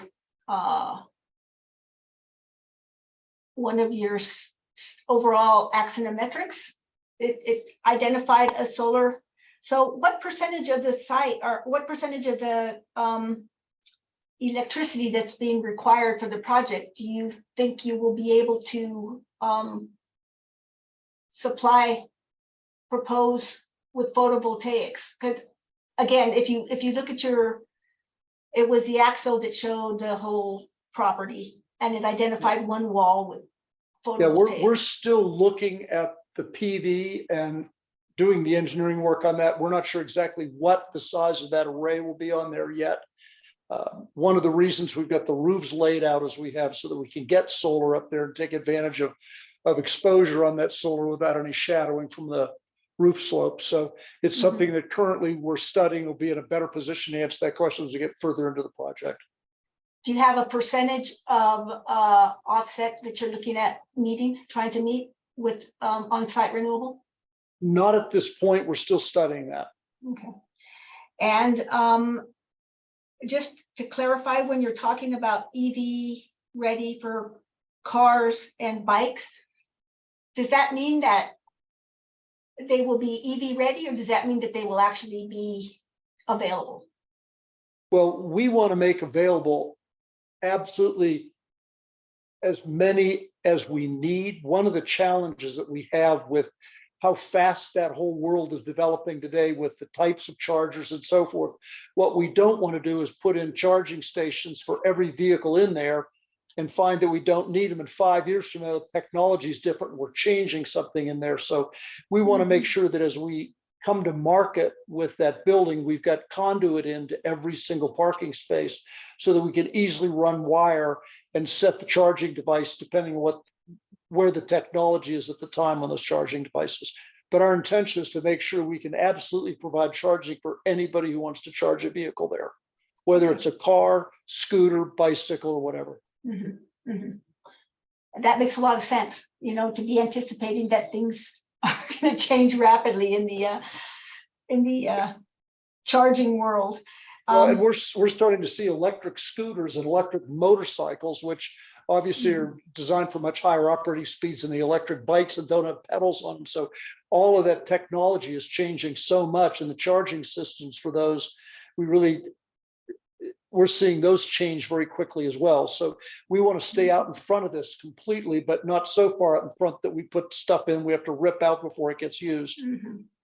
Well, I look forward to seeing how the on-site renewables play out, because the whole point of going electric vehicles and electrifying the buildings themselves is to get onto a cleaner energy source. So Yeah. you do have the roof capacity, I think, and I would encourage that over creating fancy shapes just for the sake of fancy shapes. I would rather see that the shape be about maximizing the solar potential on the site. So the next set of questions I have, and there are just a couple, are around affordability. It would be nice to know the price point for the ELUs when you come back. I think that is important since there's such a big number of them. And it is I think a missing component of housing in the city. So that would be interesting to hear. So my question, you have a lot of amenities on the site, the Courtyard Oasis, the Grill and Chill, Play, et cetera. Are these amenities equally available to any of the residents on the property? Yes. Okay, perfect.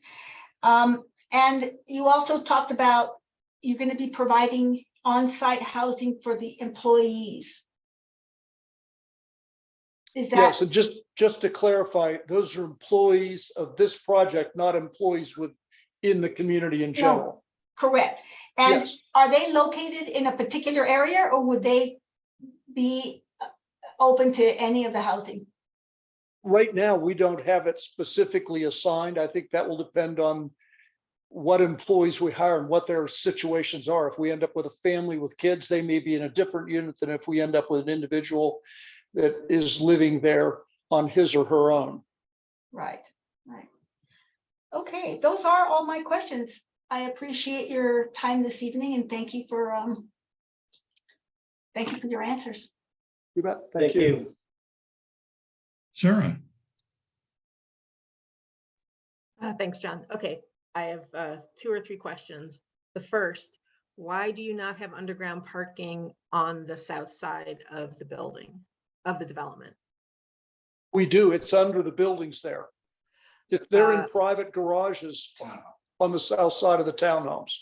When I'm looking at the garage layout, it's only from the ramp to the north. So Oh, yes. That's where the podium is located. The podium doesn't need to go further south because we can get all the cars we need under the podium from where it starts there where the ramp goes down, and the units on the south side, the townhouse units have private garages under the unit itself at grade. In the back of the unit. But That area is also getting closer to the panel in that location. This is Sharon Yes. from CVA. So I just wanted to clarify too, a podium would be harder to do in that location. Correct. In fact, actually, when you start at the very north end of the site, we're at grade at the north end of the site. And as the natural site slopes down to the south, as you get to the edge of the podium right there, that courtyard area is about 4 foot above the driveway adjacent to it right there. okay, So I'm not sure if what we that were to has. try to continue the podium south, those townhouse buildings would be sitting way up in the air. We wouldn't be able to get pedestrian access out to the sidewalks.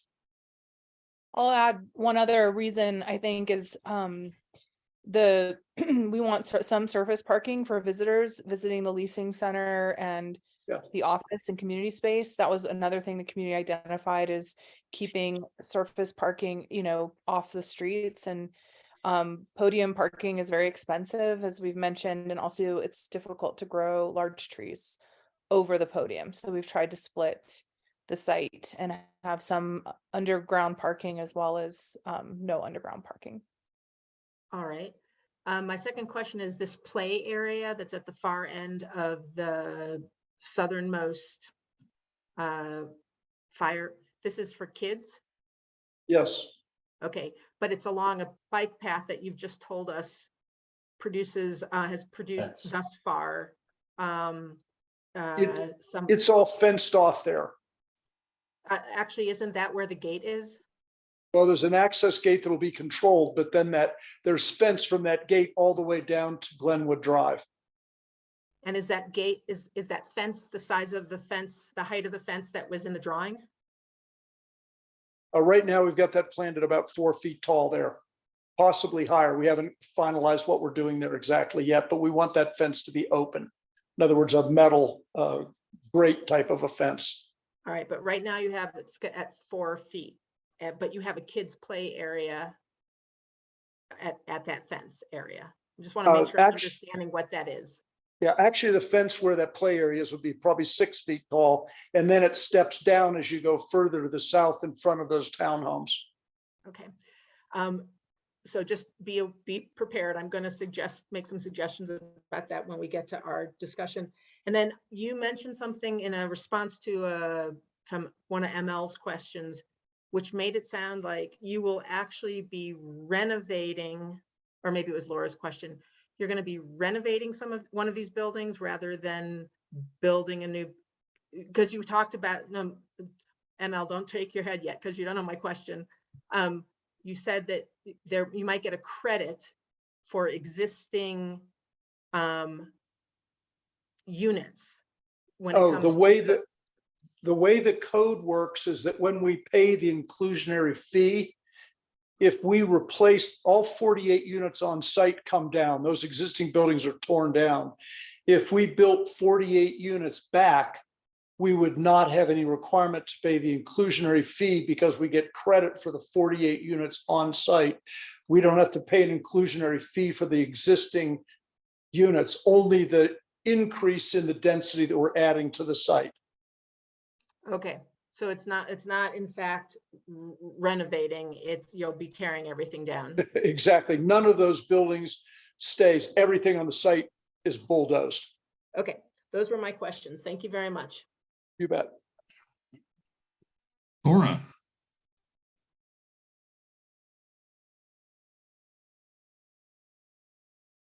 You're more muted, Laura. Am I muted? Now Can you you're hear me? okay. Okay, all right, sorry about that. Just a quick follow-up to the discussion about electric bike charging, following on some of Mark's questions and comments. I don't know if there are folks on your team that have personal experience with various models of electric bikes. I only have experience personally with one model of electric bike, and the battery charging is extremely finicky. has to be monitored by a human. It says, right, you void your warranty if you leave the battery alone. So having bicycle charging away from the units might be challenging. So as I said, I only have experience with one bike model, but with my electric bike, I could not just leave it charging in a garage situation without, I think, voiding the warranty. So. Yeah, that I'm not familiar with. Mine, I just plug into my garage and leave it.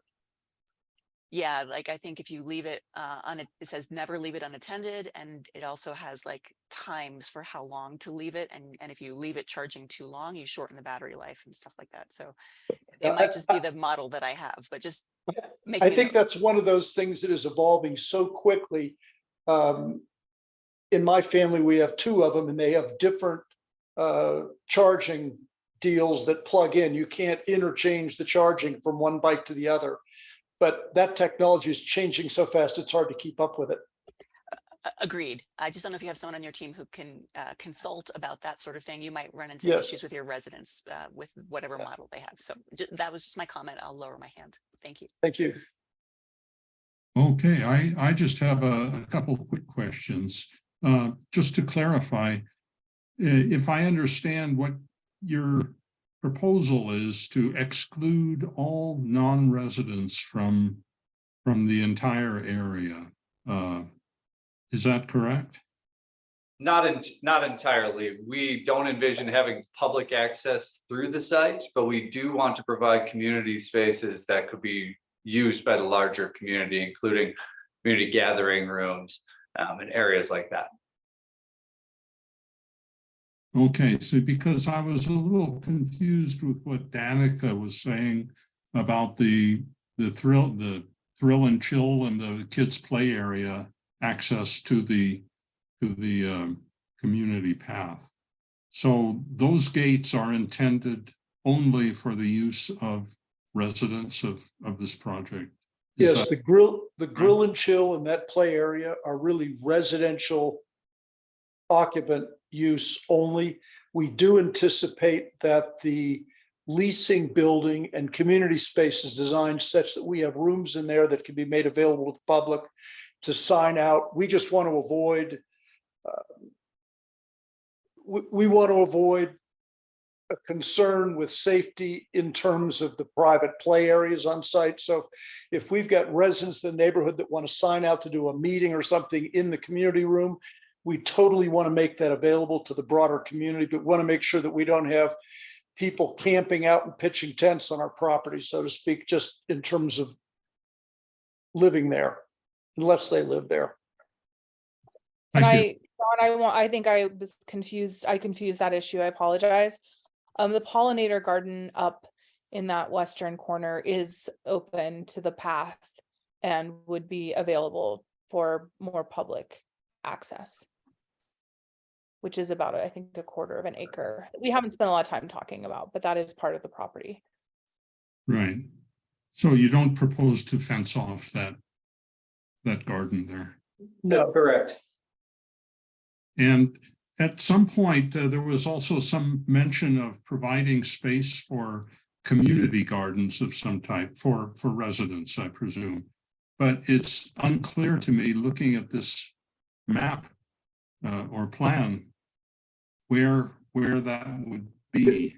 if you can see the cursor moving, it's right sort of in the center of the plan on the upper section there, adjacent to the path on the inside of the project fence. Uh-huh. Okay. So so that would have enough sunlight there, given the construction of a fence to the west to make it useful as a community garden then. Yes, that fence would be an open wrought iron type fence so that sun would come through there, and that's on the south and west side, so it gets good afternoon sun. Okay, thank you. Laura, I see you have another question. Thank you. Just a quick follow-up triggered by your point, John. That access point to the Elmer's 2-mile path by the play area, did I hear somebody say that would be a controlled access point? Like, is there going to be like some kind of a gate with a key card or something for residents, or how are you going to control the access there? That's our intention, is there'd be a controlled access with a gate there. and the A gate key would or a have code. some kind of key or code, so only residents can go through that gate. That's correct. What we're anticipating is the key system on the project, and we're maybe jumping ahead a little bit too far, but we would probably end up with an electronic key system with a fob. And that fob would be used to be able to get people through that gate as well. And just to clarify, Laura, the existing access way onto that path that's on the north end of the property today is, and historically always has been, locked and access controlled. Okay. I went, yeah, when I Yeah. visited the site, I wasn't looking specifically for gates, but I remember getting onto the Elmer's 2 Mile pretty easily without going through any kind of gate. Maybe the gate's been removed. Yeah, well, there's a recurring and persistent problem with the locked gate being broken, removed, destroyed, et cetera. And that's something we're determined to make right with this. Okay, thank you. You're welcome. Okay. Any further questions of the applicant? Seeing none, I'll say thanks to the applicant. And let's see, it's now 8:15. Shall we take a 10-minute break and come back to our public hearing section? So we'll come back at 8:25.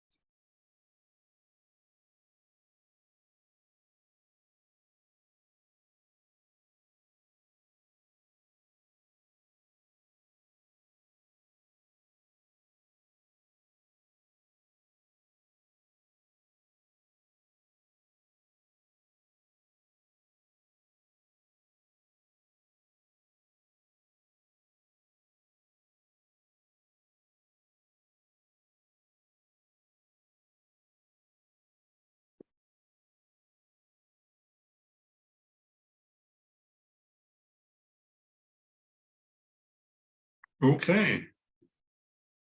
See how many people show up here again.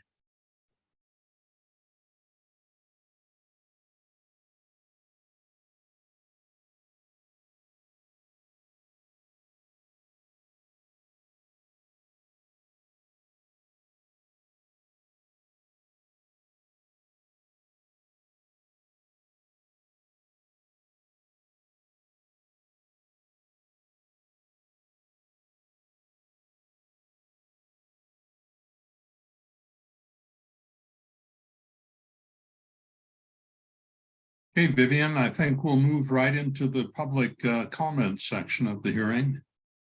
Would you like to manage? Sounds good. We already have a couple of hands raised. So just wanted to thank everybody from the public that's still here with us tonight, and encourage you to go ahead and raise your hand if you'd like to speak, and I'll call on you in sequential order. You'll have 3 minutes to share your comments or questions or general feedback on the concept plan. Devin, are you ready with the timer? We'll start with Jody Cagle, and next up is Barbara Middleton. And just give Devin a couple. You can just indicate, Devin, if you're ready with the timer.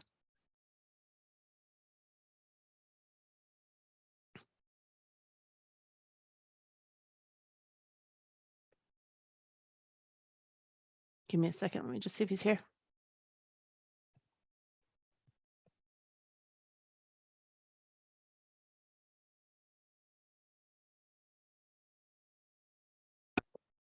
Yep, we're ready. Just go ahead for the first participant.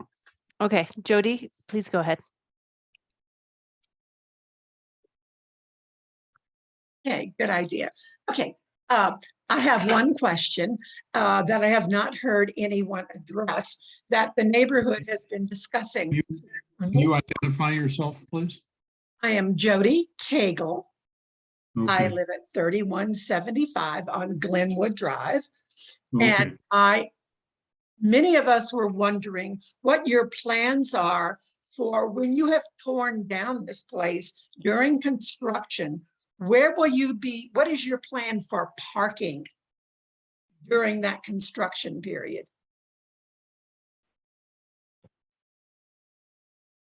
Are we able to respond, or would you like a response? Absolutely. You'll have a chance to respond at the end of the public comment section. Thank you. I would recommend, Jody, you use the time for any other questions, or just let us know if you're done. I'm done Okay, currently. Thank you. thank you. John, do you want to listen to get all the questions and then answers at the end? Is that right? Yeah. Yeah, okay. Next up is Barbara Middleton. Please go ahead, Barbara. You have 3 minutes.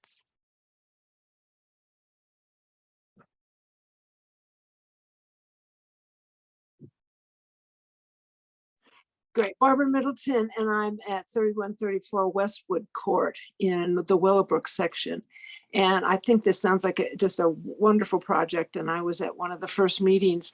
My question is, and I came late, I had a conflict. And so you may have talked about it extensively when the staff were talking, but I didn't hear very much at all. I heard nothing at the Glenwood Court discussion today about any kind of, although I saw some ability access for people who are either by age or by some kind of ability challenge, how they're going to work in to the what we usually call handicap parking relative to, I know the underground parking for handicap is near the elevator. Well, that's great, but if your residence is way someplace else and you have to park and then you have to go up in an elevator, and then if you have a walker or a cane or whatever, you have to find some kind of, you know, some way to get to your place. Is there not going to be any place, or even to have a visitor come who might have some challenge, that would have to go down to the parking garage, park in in the handicap parking, take the elevator, and then try to get to your home. Somewhere for access. Just so many places around Boulder have handicap challenge parking, and it's nowhere near where somebody has to go, especially like dog parks and stuff like that. So it's like, let's not just check off the little thing, oh yes, we've got it. Let's make sure that it can be used by people. And it's not just about age, it's about anybody who might have some kind of challenge. And especially in a place like Boulder where there's so much activity and so much skiing and people can get injured and have some kind of challenges. So I just like to make sure that that is looked at in a way that let's not just mark it off and say, yeah, we did it. Let's make sure it really works for the people who need it. Thank you. That's all I have. Thank you, Barbara. Next, we have Barry Erdman, followed by Catherine Zakoyan. Barry, please go ahead.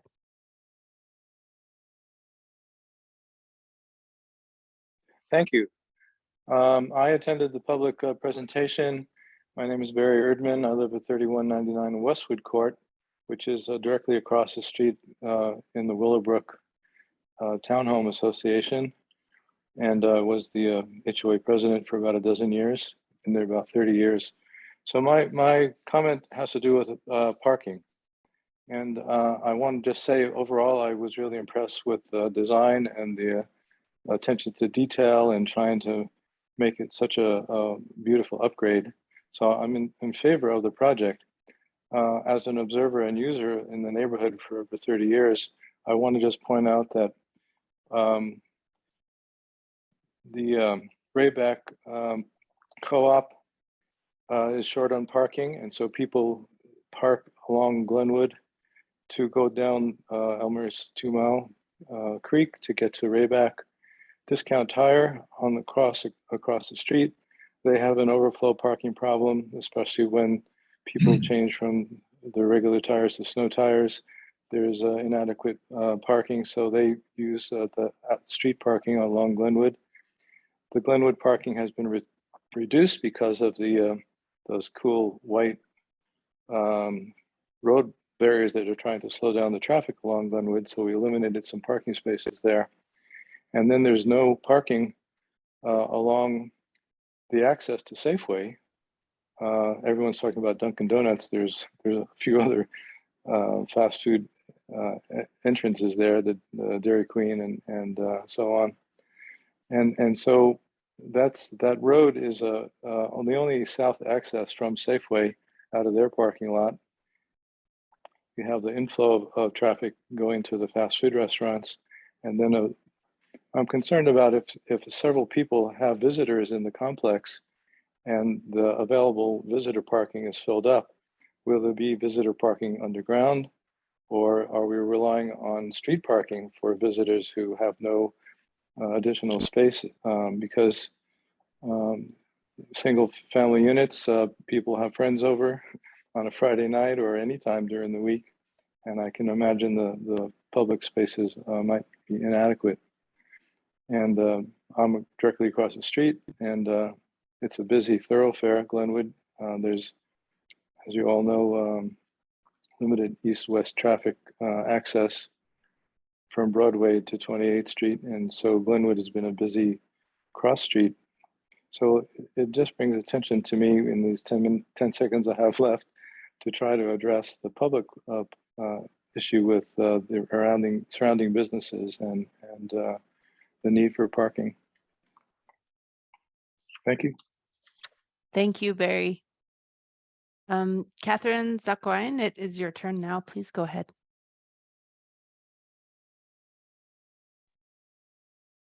Okay, thank you very much. Thanks for the presentation, Carl, and also to the applicant. I have two concerns and 2 requests of the planning board.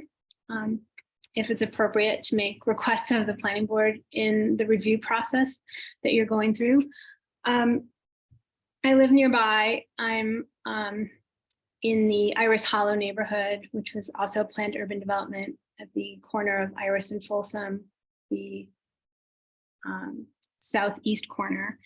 And in conversations with my neighbors, especially over the last couple of years, when we've had warnings to evacuate for fire or the potential to evacuate, it's pretty difficult to get out of our neighborhood anyway in certain times of the day. But as traffic is moving from the west part of town to get out of town to the east part of town and those access roads, it can be difficult to get out. And I've actually started the process of contacting and having a conversation with City Council, because in the new law, the Boulder County Wildfire Mitigation and Emergency Services ballot measures, there really isn't provision for evacuation plan. And just watching what happened last year in East Boulder County and what almost happened just a couple of weeks ago here, I am concerned about the density of this project at this time, because we don't have an understanding of how we'll all get out if we need to. Secondly, I know there's a lot of debate about high density and crime. And one side of the argument, I've done some research, is it creates more crime because there's more anonymity. And the other side of the debate is that you've got more eyes on the street and you've got more funding for public services. And I can see both sides of the coin, but I went a little further and I found a study that was done by the city of Little Rock, Arkansas, I think in collaboration with the University of Arkansas in Little Rock. And I want to ask the the planning board to maybe take a look at this data, because it was fascinating to me. What they determined is, if you've got, and this is from their executive summary, when you have large, which is 5 or more, market rate apartment complexes and condominiums together, it appears to increase the vulnerability of properties within 1,000 feet to violent crime. And if you look at Glenwood and then Arnett, you're already at a head count of those large scale buildings that's much higher than 5. And if you go across 28th Street, you've got Glen Lake Apartments and all of those buildings as well over there. And I just would like you to take a look at some of this data and see what you think about it in light of adding another high density project into this area. Thank you very much. Thank you, Catherine. At this time, I'd just like to ask any other members with us here from the public tonight to raise their hand if they'd wish to be called on to speak. Lauren, I don't have your full name, so please introduce yourself. Please go ahead. You have 3 minutes. Can you hear me? Yes. Okay, great. Hi, this is Lauren J. Hammer, and I too am one of the Willowbrook residents across the street. Thank you to all of my neighbors for your comments. I appreciated and agreed with all of them. Overall, I was very impressed by the presentation and have great appreciation for the thoughtfulness involved in the presenters. I want to commend them for the foresight to include the 80 square feet of storage for the ELUs. I think that's quite wise. I also appreciate the attention given to the importance of bike storage, both conventional and electric bikes. And I found the conversation about the different type of bike plugins really interesting. I also appreciate the mindfulness to the growing use of electric bikes and scooters. Lastly, or 2 more things. One is I really want to echo Barry's concerns concerning parking. As a nearby resident, that's my greatest concern and issue, that there be sufficient parking, because while we have this wonderful aspirational vision of minimal car usage, that's not consistent with the public transit options that we have at this point. Although I do see the electric scooters and electric bikes possibly transforming that in the coming years in terms of how people get around Central Boulder. So I just want to express concern about sufficient parking. And to me, that means a minimum of 1 space per bedroom or per studio ELU and per bedroom for the other units, plus sufficient visitor parking. I think that's it. Just thank you very much. I appreciate everyone who's shown up and the obvious thoughtfulness involved in this project. Thank you, Lauren. We have no other hands raised. Please go ahead and raise your hand now. before the public hearing portion of the meeting is closed? Okay, we do have Craig Zimmerman. You have 3 minutes. Please go ahead. Okay, thank you. Yeah, I just joined a little while ago. I didn't hear the presentation, but I read through all the information online. And I also think it looks like a good proposal. The one thing, or maybe there are a couple things. One thing that I'm concerned about is that the cul-de-sac area on the east side, Westwood, or not Westwood, right by Safeway. I'm thinking rather than leave that as a cul-de-sac, it would be really nice if you bumped that out so that it remains like a, the street width being the same, so that you could add some green space there and not have the big asphalt circle, right? And just make it into a roadway. And also then it's not straight either. It's kind of nice to have a little bit of a curve so that people don't use that as a dragway. And it would, then you could either put more units in there and continue the sawtooth look, where I saw mentioned that going to the flat there was not as desirable because it wasn't a good transition. So maybe do the sawtooth there and add more green space as well and get rid of some of that asphalt. It would be nice then if the developer paid a little bit into that to allow that, which I think is a better look for them, and adds more green space to the area for the city as well. Yeah, the other thing I saw in there that I guess I'm concerned about were the trees being planted, because it's not real clear where the underground parking will be exactly. I don't know if it's only underneath the actual units themselves, so that the roots need to be able to grow all the way down. So I think that's a valid concern that needs to be watched out for. And I am also concerned in walking that way quite a bit, going to Safeway, that the increased traffic, and also across the street is a Dunkin' Donuts.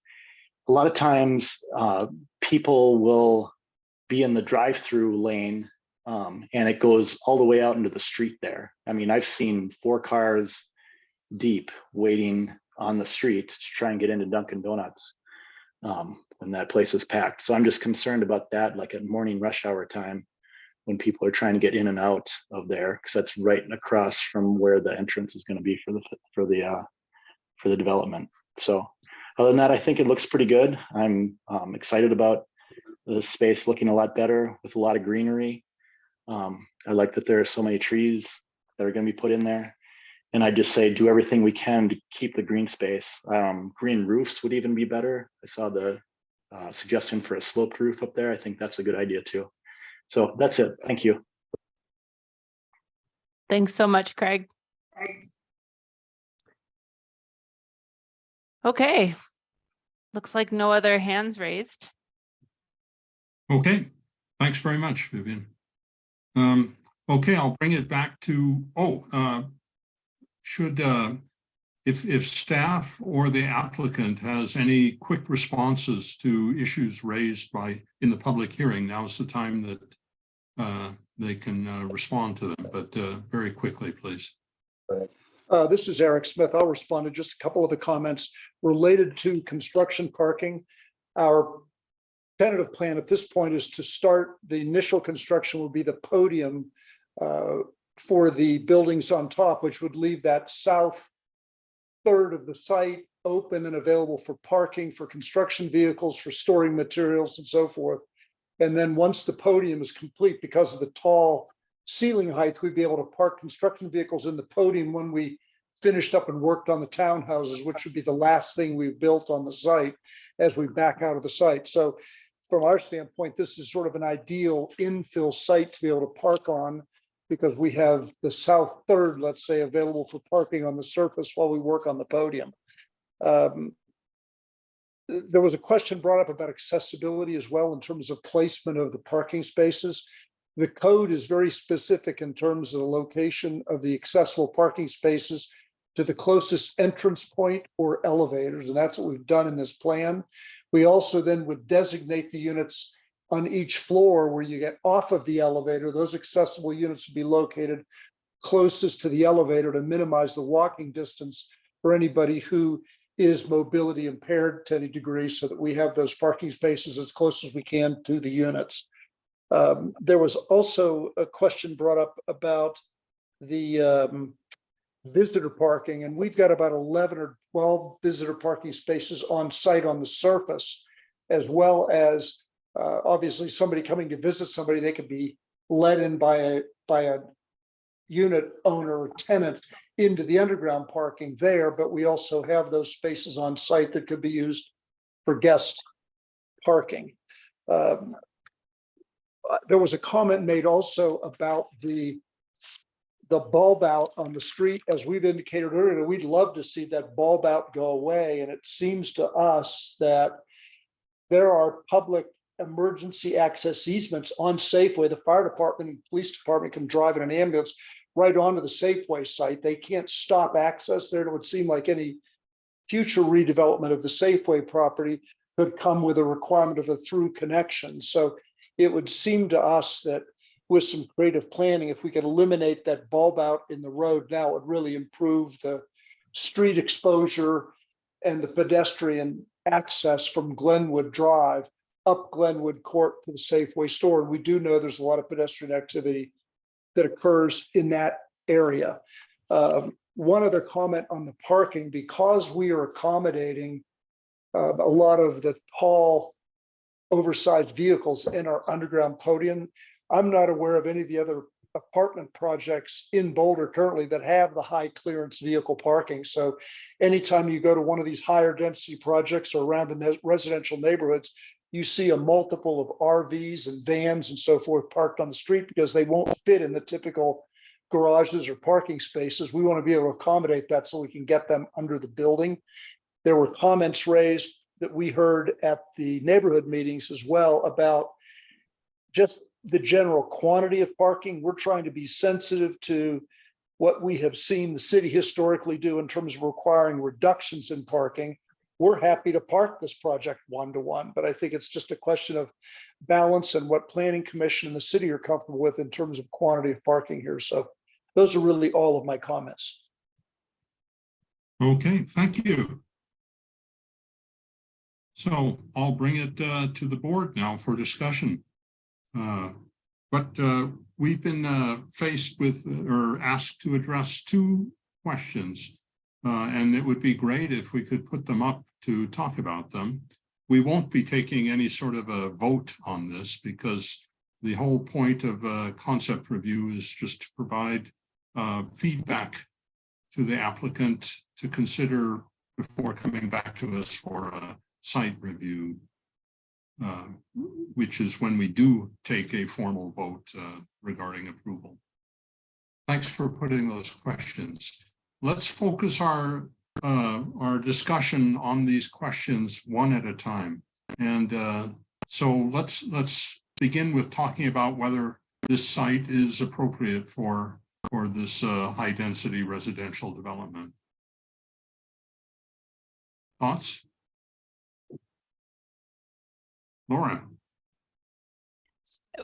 This is a clear yes for me, both based on the underlying land use in the Boulder Valley Comprehensive Plan, the policies that staff highlighted around, wanting more residential density around the Boulder Valley Regional Center and the 28th Street corridor. It's right adjacent to a shopping center and commercial uses. It's hard to think of other sites in Boulder that would be more appropriate for high density residential. And this developer hasn't requested more height. They're trying to do the most that they can with the height that is available to the zoning. I mentioned the land use, the underlying land use in the BVCP, but also the city zoning on top of that is the RH5, high density. It's hard to make an argument that this site is not appropriate for high density residential. ML. Yes, I absolutely concur. I do believe that the site is appropriate for high density for all the reasons that Laura stated. And I like that along with the number of units that they're looking at, that there is the thinking of different ways of storing and accommodating transportation on site. You know, the EV and the for bikes and for cars, and thinking ahead to scooters and all the other ways of getting around. I think that will contribute to supporting density. Okay. Let's see. Mark, what do you think? So I concur with Laura and Emel. I hearken back to, I think the second place I ever lived in Boulder was at College and 28th in an efficiency unit along a dense transit corridor. And I really can think of no finer place for this sort of density than this location. I also wanted to mention that during my tenure on TAB, the TAB and staff had a little bit of a tussle about the bus rapid transit and right turn lanes on 28th Street between Iris and Canyon. And I just want everyone to know that there will soon in transportation years, I don't know when, be a project to convert 28th Street, and this is where TAB had some heartache, to a full 6 lane. So on the west side of 28th, there is intermittently a travel lane, a right-hand turn lane, a dirt ditch. It's just kind of a haphazard mess along there.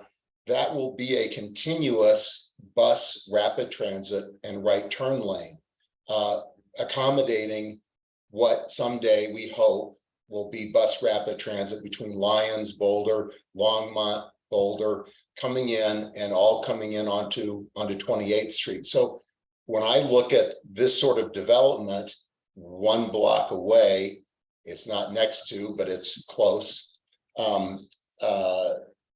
that sort of transit, I look at this and say, this is transit-oriented development, and it hasn't really been focused on, but 28th Street will be a real transit area more than it is now. So I think the location is appropriate, and in fact, more than appropriate. Okay. Sarah, what do you think? Okay, that was short and sweet. I agree. I think this is an appropriate site for the nature of the development that's being proposed. Okay, so let's move on to a discussion of the concept that is actually being proposed here, and the architecture and the aspects of design that are interesting to all. Sarah.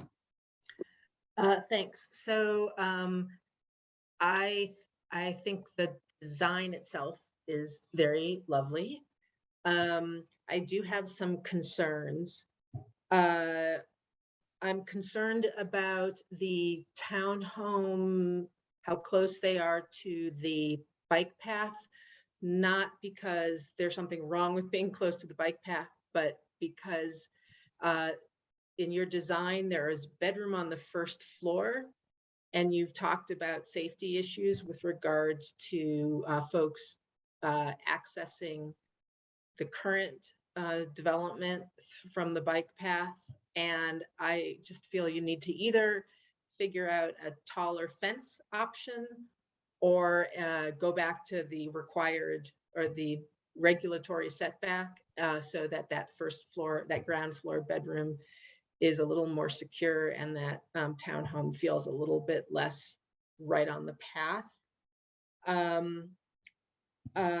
I agree with the staff's comments about more usable open space, and making sure that you have figured out how your trees are going to survive into maturity, being planted in boxes, since you're planting them on top of the parking garage rather than in actual making them, as I call them, free range trees. I do have some concerns about, not concerns. I personally would prefer that the access, the car ramp be, I understand your argument for where you have placed the car ramp, but honestly, I think I would prefer to have it be between where you have the leasing building and the driveway into the townhomes, so that you could have more open space available to the residents. I mean, you've given up a lot of space to driveway. Now, you may have to, it may not be changeable, but I would love it if you all would look for ways to really make that open space as large and as contiguous as you possibly can. And I just wonder if moving the ramp might be a way to do that. And those are my comments. Thank you. Thank you. ML. Thank you, John. I'm going to bring up something that I'm not sure we have the staff to answer. And this is, Sarah, I was nodding when you were bringing this point up, because this is a point about if somebody on staff could clarify the issue of there being existing buildings on site that are going to be completely deconstructed and removed. So the site will then have zero housing on it. And then those original, what did he say, 46 units that are currently existing will not be counted toward in the total count of the required of the percentage taken for inclusionary housing. And I know this came up on the Arapahoe annexation project. My understanding at that point was that that's not codified. That is just something that is a precedent that staff has done, but it's not codified. I would like clarity on that, because I think we can't I don't think we can continue to give this affordable housing away if in fact it's not codified. I'll take a stab at that. I'm not part of the inclusionary housing staff, so I don't have as good of an answer as they would have. My knowledge of it is that obviously it's based on the amount of units that you're adding to the site. So there is a credit for what was on the site before, but I'm not sure if it's actually something that's codified or not. I can certainly follow up with the IH staff and send you an email or an email to the board tomorrow, if that works. Right. And I think that the caveat here is the units are going to be removed.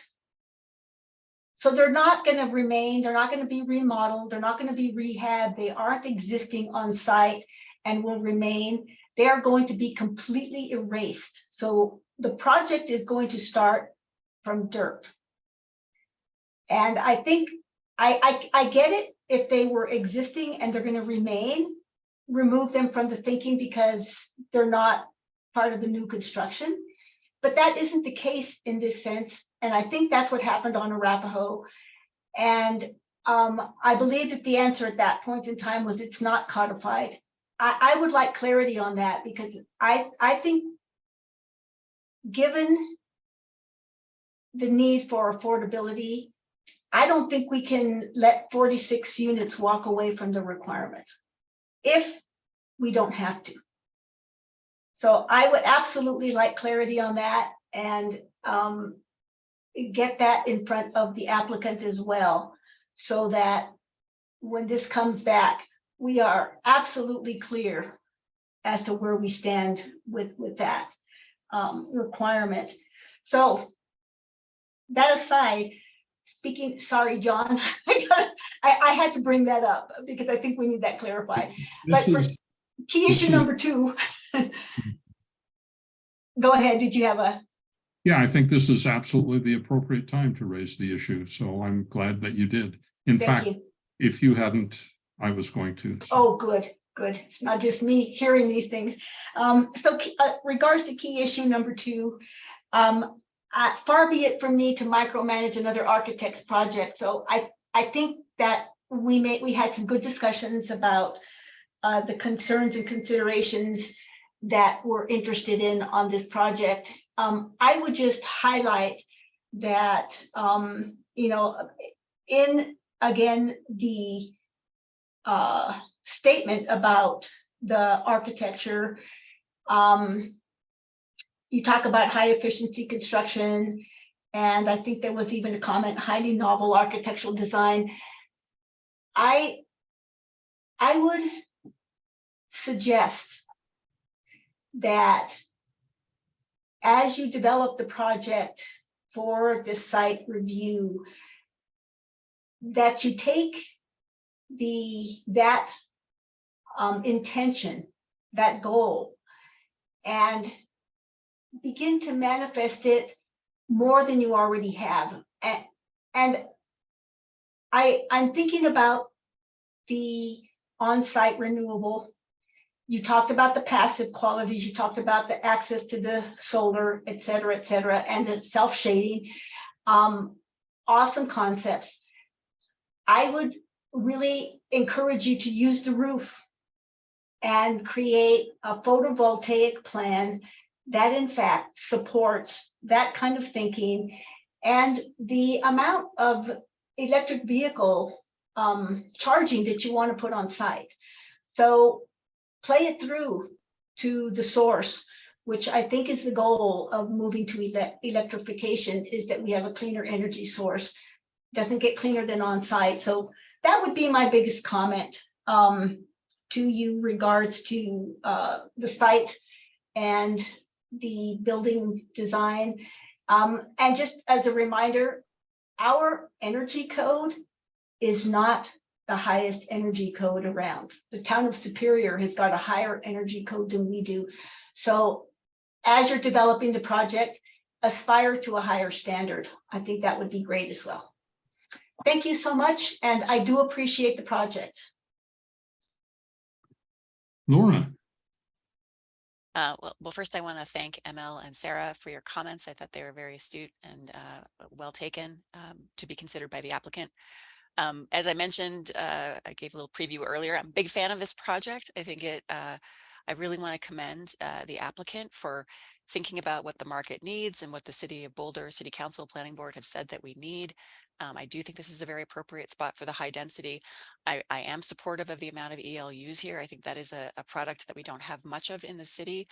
And there are a lot of people that would like to be able to afford to not have to have roommates. I know people in their 30s and their 40s, and they are a single income and they would like to be able to have their own private space. So I think that there will be demand for this. And this is an operational consideration, but I would definitely recommend that the applicant think about having some portion of these units available either month to month or with a lease that's easy to break for people that need something quick and temporary. And this product would be a godsend for a lot of situations in life that happen unexpectedly.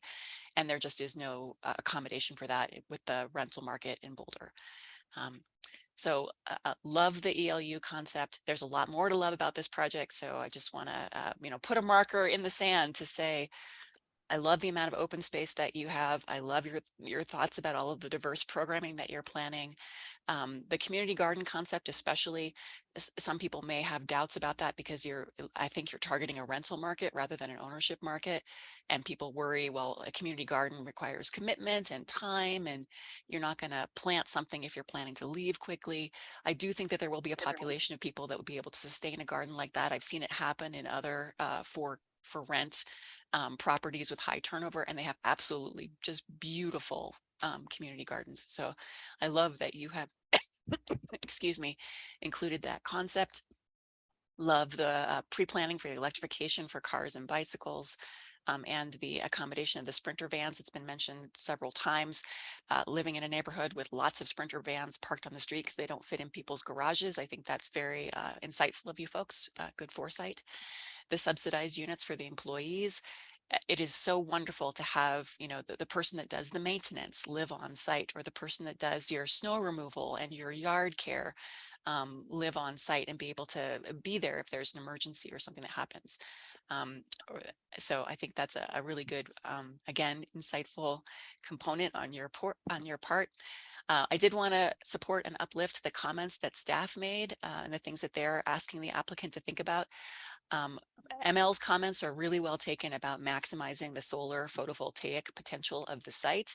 And I also like staff's idea of taking advantage of that provision in RH5 to be able to have a little bit of extra height for pitched roofs.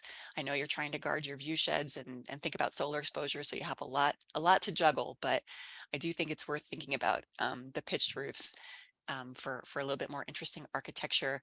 But I wouldn't say that that takes precedent over like the photovoltaic aspect of it. I agree with ML on that 100%. I think those are my major comments for the applicant. I did want to say, oh, one last thing about the concern that was expressed by the community about visitor parking spaces. I don't know what the applicants have planned in terms of like people inviting their friends over to use the pool. I know that that's a thing in other complexes that I have lived in and visited, that you get, you know, for example, 4 guests can accompany you. So your 11 visitor parking spaces are going to get rapidly eaten up on, especially on holidays like Labor Day or 4th of July, where people are inviting their friends over to come hang out in all these beautiful spaces. And, you know, I remember living in a small apartment, and part of the sales pitch was, well, you're not going to be in your very small space all the time. You're also going to use all these beautiful community spaces, and people also would want to do that in community with their friends. So I wonder, and maybe the city staff have something to say about, like, is there guidance in terms of how many visitor spaces you have to have available per housing unit or per bedroom or something like that. But I do think it's worth thinking about where those visitors will park. My last comment, and I think that this is broader than this particular project, but I want to again put a marker before we lose sight of it. One of the public comments was about evacuation in an emergency. And tonight was the first time, and I'm new to planning board, and so there's a lot of stuff I don't understand about how the city works, but this was the first time I had heard that there is a deliberate push on the part of the city to say that no matter how large a site is, no matter how many units are on it, there's a push to have just one curb cut and one entrance and exit because of our Vision Zero, which is a safety concern. But I'm wondering about the wisdom of that policy when you have something like over 100 units that might be using one exit in the case of an emergency. So maybe if staff can make that a staff information item for us at some point in the future, I would love to have more discussion about that on a broader level than just this one project. Those are my comments. Thank you. Mark? Well, I agree with almost everything my cohorts have said. I'll address ML's thing in a moment. But in addressing the site and the feedback about the site, I really feel like this, you know, some of the people on the applicant team are familiar to us, and it's almost like they've been watching some other concept reviews and site reviews and have taken to heart some of the thoughts the planning board has had about parking, about electrification, about bike and pedestrian access and bike infrastructure. So I commend you for those things. And so moving away from, sticking to parking and transportation for one more minute, I would encourage the applicant as they move along to investigate having a car share and bike share partner help them design bike and car share infrastructure into the site, so that if I arrive without a car, I don't want to pay for a parking space, but I periodically need access to a car or truck that I can have access to that on site. So and there are a number of car share partners out there doing exactly this sort of thing. And same thing with bike scooter shares. So I encourage that. As far as the architecture go, I really enjoy the passive solar orientation, not just for heating, but just the whole feel of being in a small unit with a big window, faces southeast, southwest, gets light. You know, it's a wonderful thing, and it's not to be discounted. So I appreciate that aspect of the design. While it's not really evident on the plans in their current state, I really love the idea of the living walls. And I think that could even be broadened to people's living porches and kind of some of you know, there are some in Asian and European cities where porches and balconies really have these kind of canopies hanging off of them. And so anyway, that shared space can really be literally a green space. In terms of, since we're addressing this whole question of whether the 48 units that are there currently should be credited, I would take the opposite view of ML. And so if I did a very quick calculation, I said that the current ownership could tear down the units, and if they had to not be credited for those, they're going to tear them down, and they're clearly not worth anything other than being torn down, then my incentive would be to build 48 larger units, more costly units, to maximize income and profitability, which would yield 12 units worth if they use the cash in lieu of calculator, but approximately 12 units worth of inclusionary housing. Whereas what the applicant has done is they proposed 137 units minus the 48 that they get credit for, yielding 89 market units plus 22.5 units worth of inclusionary housing. So we've gone from 48 to a total of 137 that doesn't include the 22.5 that are funded via the cash in lieu for the inclusionary housing. So I am curious though, is it codified? Is it in the code? If it's in the code, then we don't have to debate it. If it's not in the code, then yes, it's something worth debating and clarifying. But I want to make sure we don't kill the goose that's actually yielding us more affordable housing. Thanks. Okay, I'll chime in with my 2 bits. Thanks, Mark and ML, for your thoughts on what the code actually says in this respect, without wanting to affect it either way. I think it's just appropriate for us to understand that very clearly. And otherwise, I would say I generally agree with all of my colleagues on their positive comments about the design and layout of this project. I think it is quite attractive. I have a few additional comments, though, that I think should be carefully considered. One is the question of the degree to which this is built to be a rental project versus having units for sale. And I think somebody mentioned that earlier tonight. We've heard on other projects that for sale type arrangements require a different level and different type of construction than rental units for legal reasons. And that may well be, but I would encourage the applicant to consider the long-term future of this project and to build accordingly so that there's maximum flexibility with respect to potential future sales of individual units.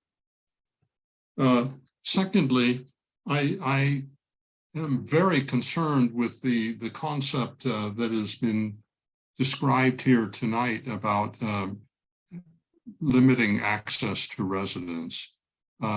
This is, I thought in Boulder, we don't build gated communities anymore. And with a single access point available to the public, a huge area along a bike path without any access to that bike path except for residents, I find is not an enlightened decision to make.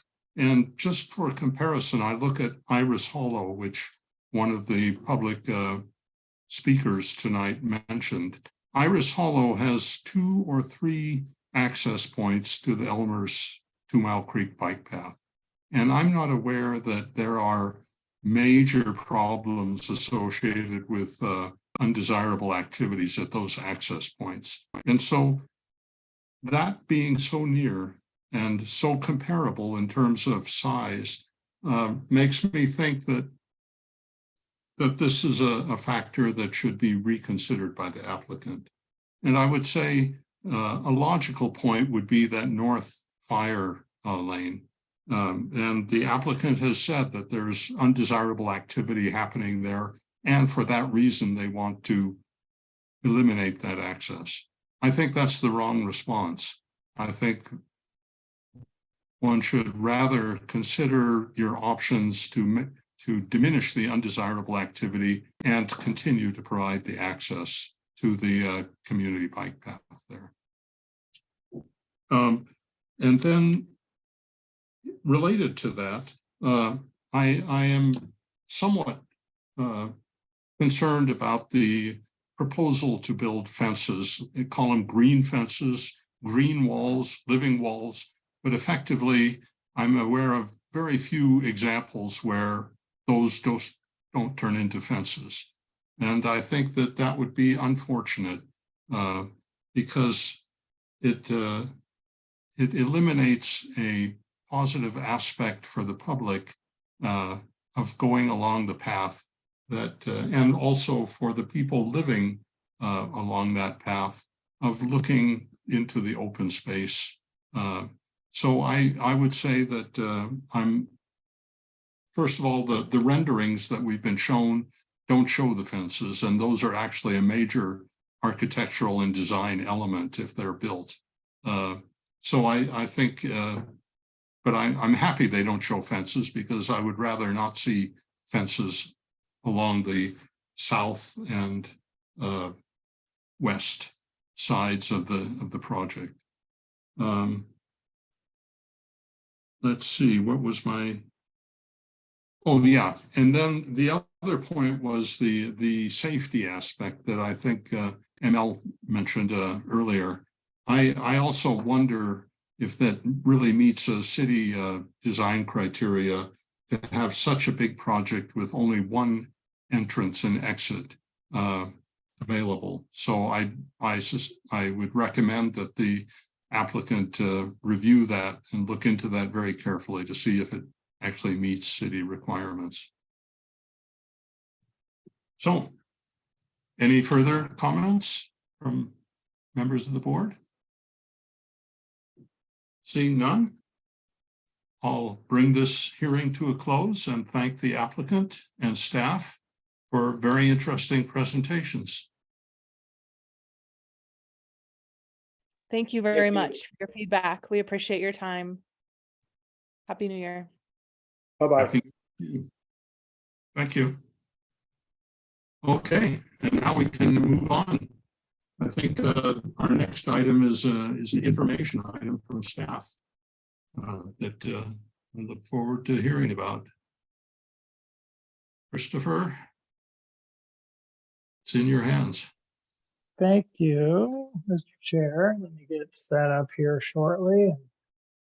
Brad will also be available for questions, and hopefully Carl as well will stick on board. But this evening, and I'll get I can get the presentation pulled up here shortly. But I am Christopher Johnson. I'm the comprehensive planning manager. So I will kind of kick us off and present just literally a few slides, 3 or 4 slides to keep things fairly short. But really the intention of this matters item is to bring you up to speed as planning board on a conversation that we had at a study session with City Council back on November 10th. So as we'll discuss, there's a number of council priority projects that fall within the planning and development services world. And some of those are under the comprehensive planning umbrella. A number of them actually fall to Carl and Charles's side of the team in terms of land use code updates. So we had a meeting back in November with City Council to discuss the status of all those council priority projects and really work through some staffing challenges and schedule adjustments that needed to occur in order for those to continue to move forward successfully into 2023. So the purpose of this update for all of you is just to bring you up to speed on those conversations and then certainly answer any questions that you may have as well. So if I share my screen shortly, I will get the presentation pulled up and you can tell me if you're seeing the correct.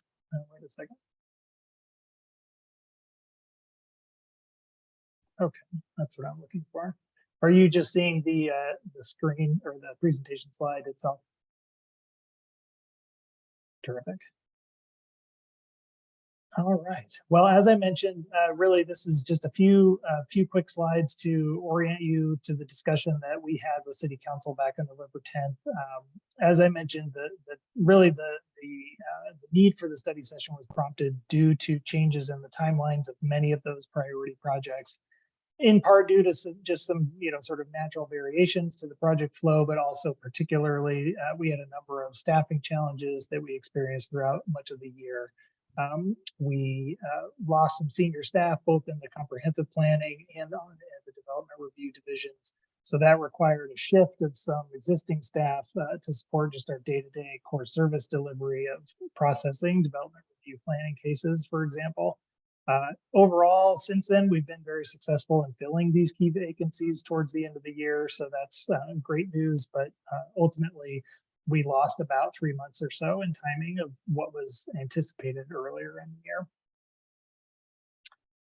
So this slide is really just intended to give you a quick overview of the council priority projects that were identified during the council retreat back in early 2022, and that directly involved our department, so Planning and Development Services. You can see that many of these are sort of citywide or code-related projects, such as the ADU code revisions, the site review criteria update, use table changes, occupancy reform, et cetera, and some strategic changes to the zoning code to encourage more affordable housing. There's a couple of other projects that tend to fall into our camp that are more geographically targeted. So looking at Boulder Junction Phase 2 and the Area 3 Planning Reserve Baseline Urban Services Study, which is noted as G up there in the northern part of the map. And one other project that was not originally prioritized at the retreat back in February last year, but really became evident to our staff and leadership later this year, later in 2022, so just over the last couple of months, was really the convergence of a number of different planning efforts that are either currently underway or imminently will be beginning here in early 2023 in the downtown and civic center areas. So we made a proposal to City Council that we identified a need for some greater oversight and coordination of those multiple planning efforts. So we included that in the list of the discussion back in November as well. So the summary table that you see here really lists out each of those projects, identifies the current project schedule, the anticipated completion, and then a few notes just really quickly on the feedback that was provided by City Council during that study session. As you can see, most projects are going to continue to proceed on the current schedule, with several of them reaching completion, even as early as Q1 of this year, but certainly into the middle of this year, Q2 and Q3. The most notable change probably that I'll call out is item G, the Area 3 Planning Reserve Baseline Urban Services Study. There was agreement on a delay of approximately 6 to 9 months to the start of that project, with the expectation from City Council that it still be completed in coordination with the beginning of the next major update for the Boulder Valley Comprehensive Plan, which is currently scheduled for a 2025 update. So council also did provide some feedback and supported the idea for this strategic coordination and oversight of those multiple downtown and civic area planning efforts. So that whole idea is still being really kind of scoped and better understood by our department and for other departments that are involved. But we do anticipate that will extend into 2024. And then this is just kind of a graphic representation of that. Shows the timeline for completion of each of those various projects. As I noted, several of those code update projects are scheduled to be completed over the next 6 to 9 months of this year. Boulder Junction Phase 2 is essentially underway, and we have an interim milestone goal of a plan amendment and the changes to the comprehensive plan land use map later this fall, before we would move into the implementation steps. And then, as I mentioned, that downtown and civic area planning coordination work is still being scoped and better understood across a number of different departments, but we do expect that to really continue through this year and into next year as well. So with that, we're certainly happy to answer any questions, and our request to you is just that you provide us any additional comments on that proposed sequencing and the scope of work and timing of the multiple PUDS projects in 2023. And there's a lot more detail in your staff packet, so we can certainly dig into some of that information if you have questions. Thank you. ML. I have a question, Christopher, and it might be because I didn't read thoroughly in the package because I thought you'd be presenting everything. But my question is, are the details on the scope of work for the ADU work and the zoning for affordable housing, are those details in the packet for tonight? Can I go see exactly what it is that's being looked at for both of those? There should be description of the convert. So we did include as an attachment to our memo the summary document of the study session that we provided back to City Council. So that would include all of the sort of the conversation and discussion that came out of that study session. So there will be details about the direction we've received specifically for those projects. Yes. And on those two particular projects, do we have, or is there, I'm trying to find it in the packet just now, but will there be a link to the process and the progress on that somewhere? On any of them, but I'm particularly interested in the ADU and the zoning for affordable housing. Yeah, We're actually, Go ahead, Carl. if I could jump in, we're actually coming back to the planning board under matters this month, later in the month, to brief the board on the ADU project. We're pretty much, getting into the meat of the zoning for affordable housing code change, and so we'll probably be coming to planning board. I'm expecting around, maybe around March or April to talk about that, but we definitely have ADUs calendared with the board to discuss. So will there be any updates as you do the work? Any places we can go see how the project is moving along, and as opposed to just waiting for the presentation? Yeah. How can we follow along? If I can jump in on that, there is a set of web pages that are updated as we're making incremental progress, and we can send you the link to that council priority page that has that. Oh, good. So that would be great. That's one dashboard, so to speak, where that'll be available. Right. I'm particularly interested in both of those, and I would just like to kind of be smarter by the time you come to our board with information. Thank you so much. Laura. Thank you. So I did read the memo in the packet, and ML, I suspect that what's in the packet is probably not going to have the level of detail that you're looking for. So I'm really glad to hear that we're going to have some informational items, some matters items from staff about these things, because I'm super curious about them too. And I'm looking forward to hearing what's being planned. I did notice that there are some study sessions for City Council on occupancy reform and zoning for affordable housing in late Q1 of this year to refine the scopes and timelines. And I'm curious about what's the sequencing with planning board? Are we going to hear about those before they go to the study session, or is listening in on that study session our best way to learn about those in the most timely manner? We're still developing the timeline specifics. I think what we're thinking at this point is getting some initial direction from council and then coming to planning board for feedback on potential options. We're basically, as far as occupancy is concerned, we're looking at other communities right now for some inspiration on some best practices that could be implemented at the city of Boulder, some changes to the occupancy regs and different ways of going about it. So we're going to present those to council and kind of see what gets traction. And then when we get the list of options narrowed, then I think we would come back to planning board to get feedback. I think that makes sense.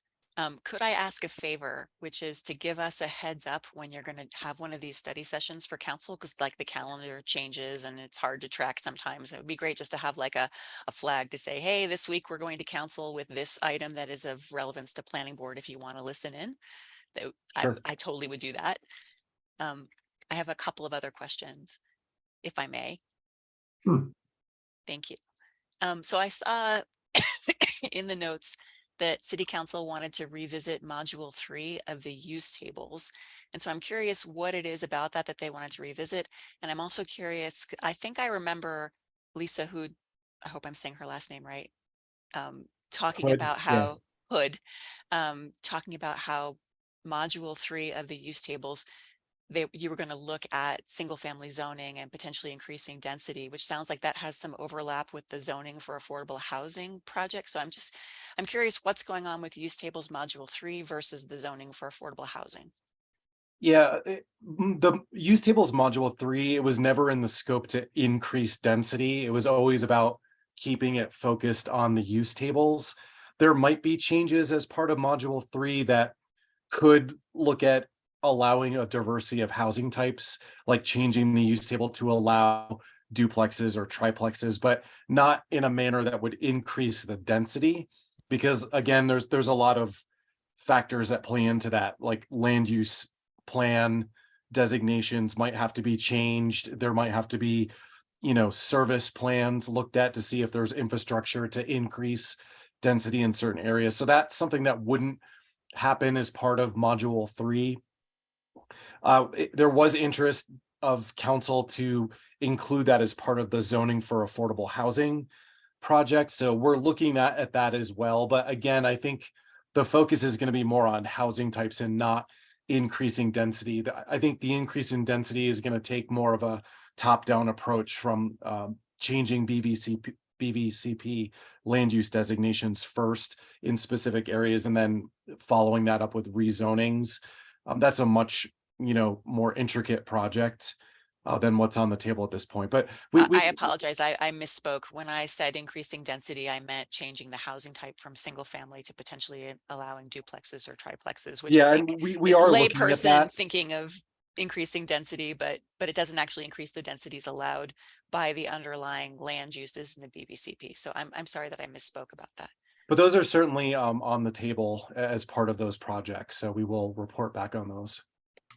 Okay, so use tables module, I just want to make sure I'm clear. So use tables module 3 would be potentially looking at changing the kinds of housing types allowed in certain zoning, but not changing the density allowed by the BVCP. But the zoning for affordable housing project could look at changing densities and recommending that into the BVCP process. Can I jump in here, Carl? Sure. Let me go ahead and finish, but let me piggyback on that if I can. I was just going to say, both projects are going to look at it. I think any increase in density is a much broader scope and might even be a different project that has to be prioritized. It would change the prioritization of a lot of the work that we're doing. You can see there's a lot of code changes on the list. But we are going to look at the housing types piece. It's probably more likely to occur as part of the zoning for affordable housing project rather than use tables module 3. What we heard from council was that it seemed like the other code changes kind of rose to the top in terms of priority rather than the module 3. So that might be a project that ends up potentially slowing down so that these other projects could be worked on. So again, it probably is more likely in zoning and for affordable housing. And just to piggyback on what Carl's saying, so all of these items and the associated timelines are with a very specific scope that was defined going back as far as the retreat council had in early 2022.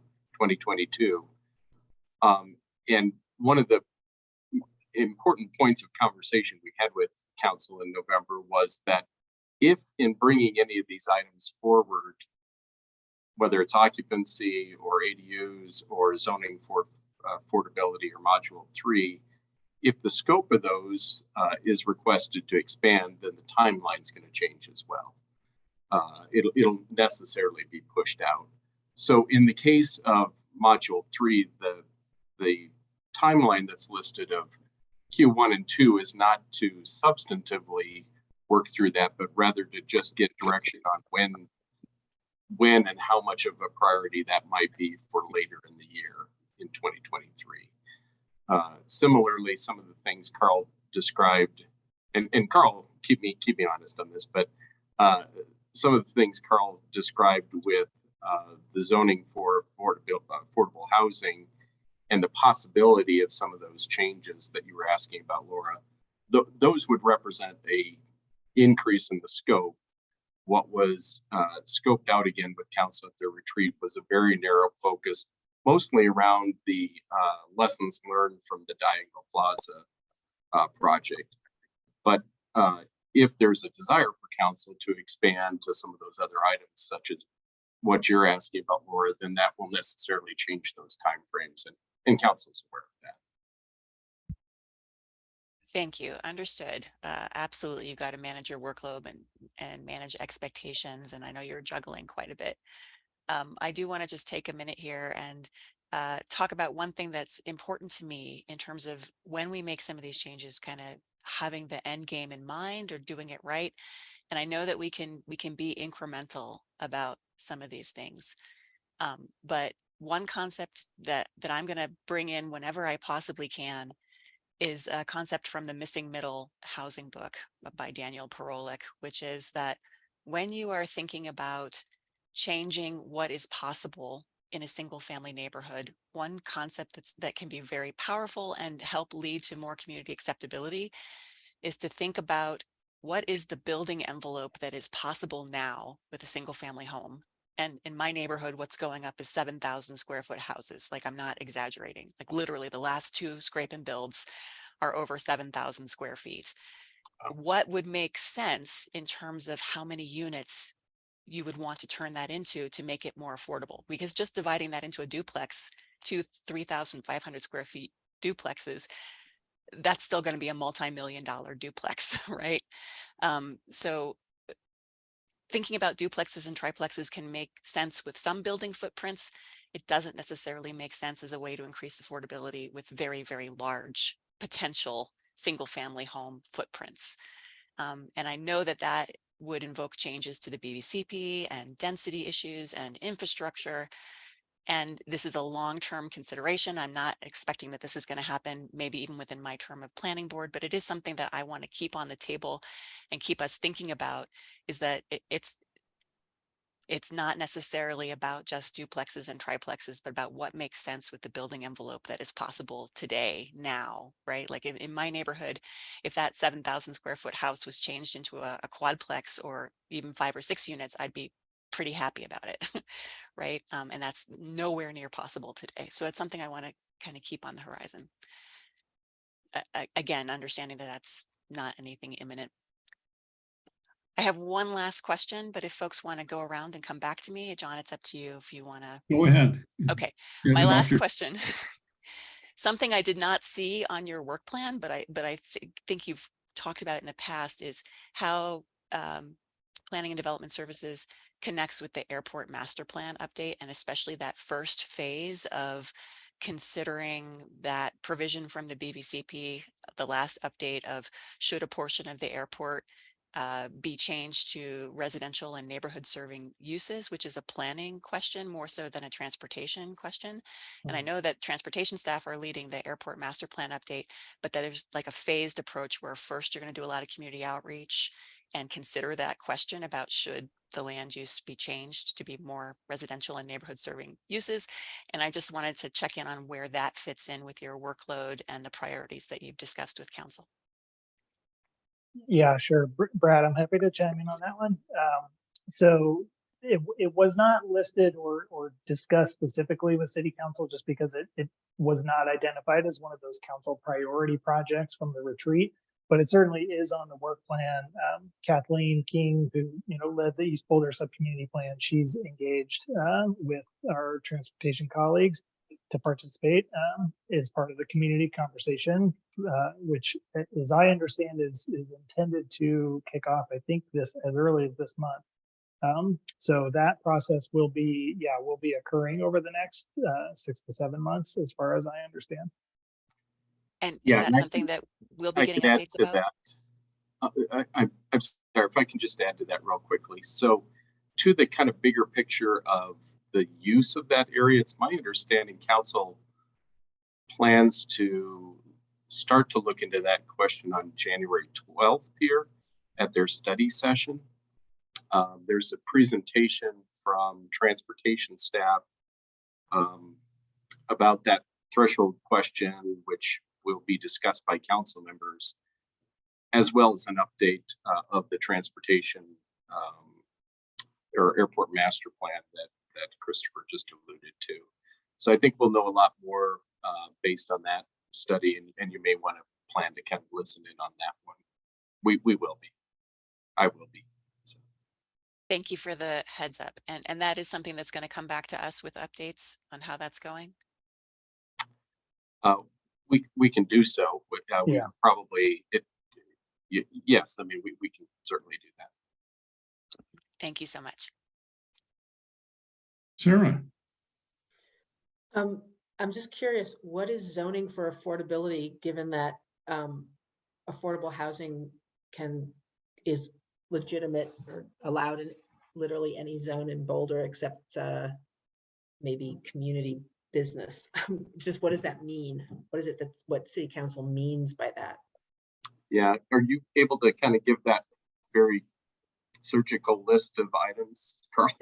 And Carl, you probably have them memorized by now. Carl, you're muted. Carl, you're muted. Carl, you're muted. Sorry. This particular project grew out of a number of things. I think partly the board will recall that when we worked on the site review criteria, we had a number of density bonus provisions in the land use intensity modifications, much of which were extracted out because for a number of reasons there were some state law changes relative to affordable housing and rental units and things like that that needed more investigation. So we pulled them out, but there was some interest from council to like hold on to those and bring those forward. And then a second example is Diagonal Plaza, where the zoning really didn't match up with what made sense on that property, and that maybe looking at some changes to certain zoning districts where the city wants to see more housing, particularly the Boulder Valley Regional Center or that corridor, along 28th Street, or BC zones in neighborhood centers. So there was a special ordinance done as part of Diagonal Plaza to make that happen, but really look at zoning that might match that ordinance that would incentivize the more smaller housing types, basically. And it could be a density bonus, or it could be just incentivizing, smaller units. We have been hearing from some in the community that zones like the regional business zone, the BR zone, because of the way that density is calculated and what the FAR is, it inherently, to fill out that FAR, encourages larger units. So we're looking at changes to that zone that would, try to get more smaller units in that same FAR. So that's inherently kind of the core of that project. Is there an assumption that smaller units are more affordable? I think there is an assumption that it's more affordable than these larger units that, may not be what the community needs. I think it's going to be a mix of smaller units and working with Housing and Human Services on some sort of density bonuses for deed restricted affordability. Wouldn't it be easier just to increase the requirement for affordable housing in each development? Go from 25% to say 35%, wouldn't that just be a easier solution? I mean, that could be a solution. I mean, there's also, housing is also working on a separate, code change list to chapter 9.3 of the code, which is specific to inclusionary housing. So we're looking at it in a multi-pronged manner to try to get as much, affordability through the zoning code. Okay, thank you. And I just have one last, just a comment on the occupancy. If you're going to be studying other towns, I would recommend focusing on towns that are college towns. Because those are our sister cities, and it doesn't matter what occupancy is in, I don't know, Sioux Falls, South Dakota, if it's not a college town. We already have like a pretty huge list of cities already, and you'll see there's a lot of college towns on there. So great. We'll definitely talk about it. Good luck getting through this year, guys. Thanks. That is probably the common theme in all this. I'm hoping council understands that you're not going to be able to get all this stuff done. I will say that they were very understanding of the limitations, and we tried to strike a balance between their aspirations and ours, and what we feel we can manage. And again, gets back to that scope matter, and they were understanding that if they changed the level of engagement or move the goalpost, that those timeframes will change. So yeah, we'll see. Great, thanks. Thank you. Hey, Mark, did you have any thoughts? Okay, I just have a couple. I certainly don't disagree with everything you've already heard. Just some, I think there were three suggestions. One is that it seems to me that in addition to all of this, the study that you've described, that while they're useful and important, they're incomplete without some study of additional incentives that some other cities are using. And I'm thinking of some of the mountain towns, particularly where there's taxes or penalties associated with houses standing empty for 10 months a year, or things like that lead to bad outcomes, and that there are a variety of incentives beyond just zoning and density bonuses that could have an impact that might be useful, and that we at least ought to think about, see what other folks are doing in that respect. The second was with respect to both the airport that Laura mentioned and also Valmont plant. Both of those should have been included, in my opinion, in the East Boulder subcommunity plan. And you're probably sick and tired of hearing me whine about it, but I would love to see explicit consideration being given to the futures of both of those areas. And you've already mentioned what's happening at the airport, but I think the Valmont power plant is something that we need to be thinking about clearly also.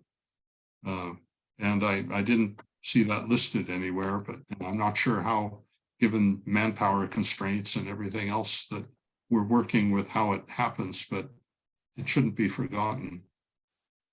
And then the final thing is the attention given to the planning reserve studies, the urban services and so on. In my experience, it doesn't seem necessary to me for those studies to be carried out and completed before they're considered in the update of the Boulder Valley Comp Plan. And that is commonly being given as the excuse why those studies need to be carried out before 2025 or something like that. But in fact, the Boulder Valley Comp Plan in its land use maps never has those kinds of studies when it's considering making land use changes.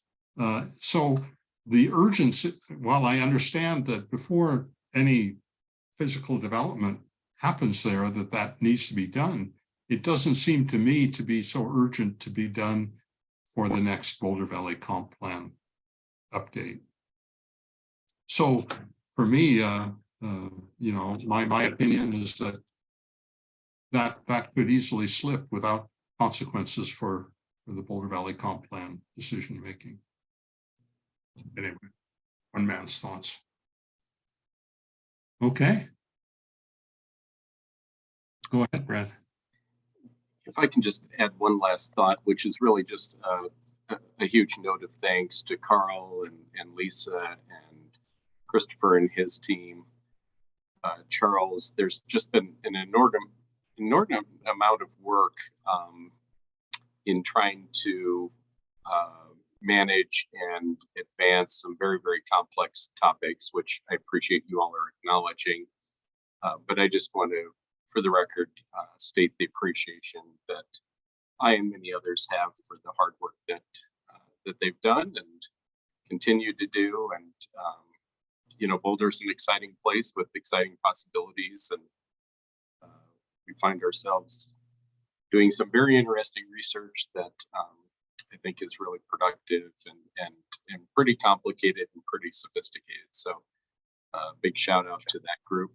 Carl in particular has been doing, as some of you know from a couple months ago, a little bit, well, as you saw tonight, double duty, doing some development review when we had staffing challenges back in September merge.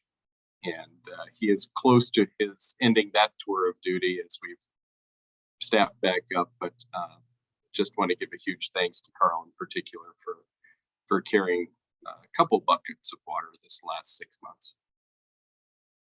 Thank you, Carl. Carl. Okay.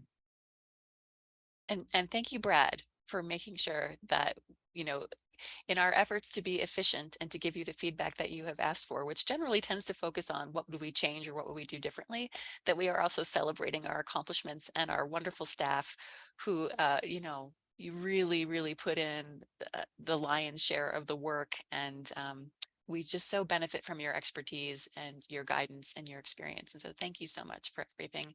And thank you, Brad, for making sure that we acknowledge that, because it's important. Thank you, Laura. Well said. Okay. I think we're moving on to matters again. Are there any other matters from staff?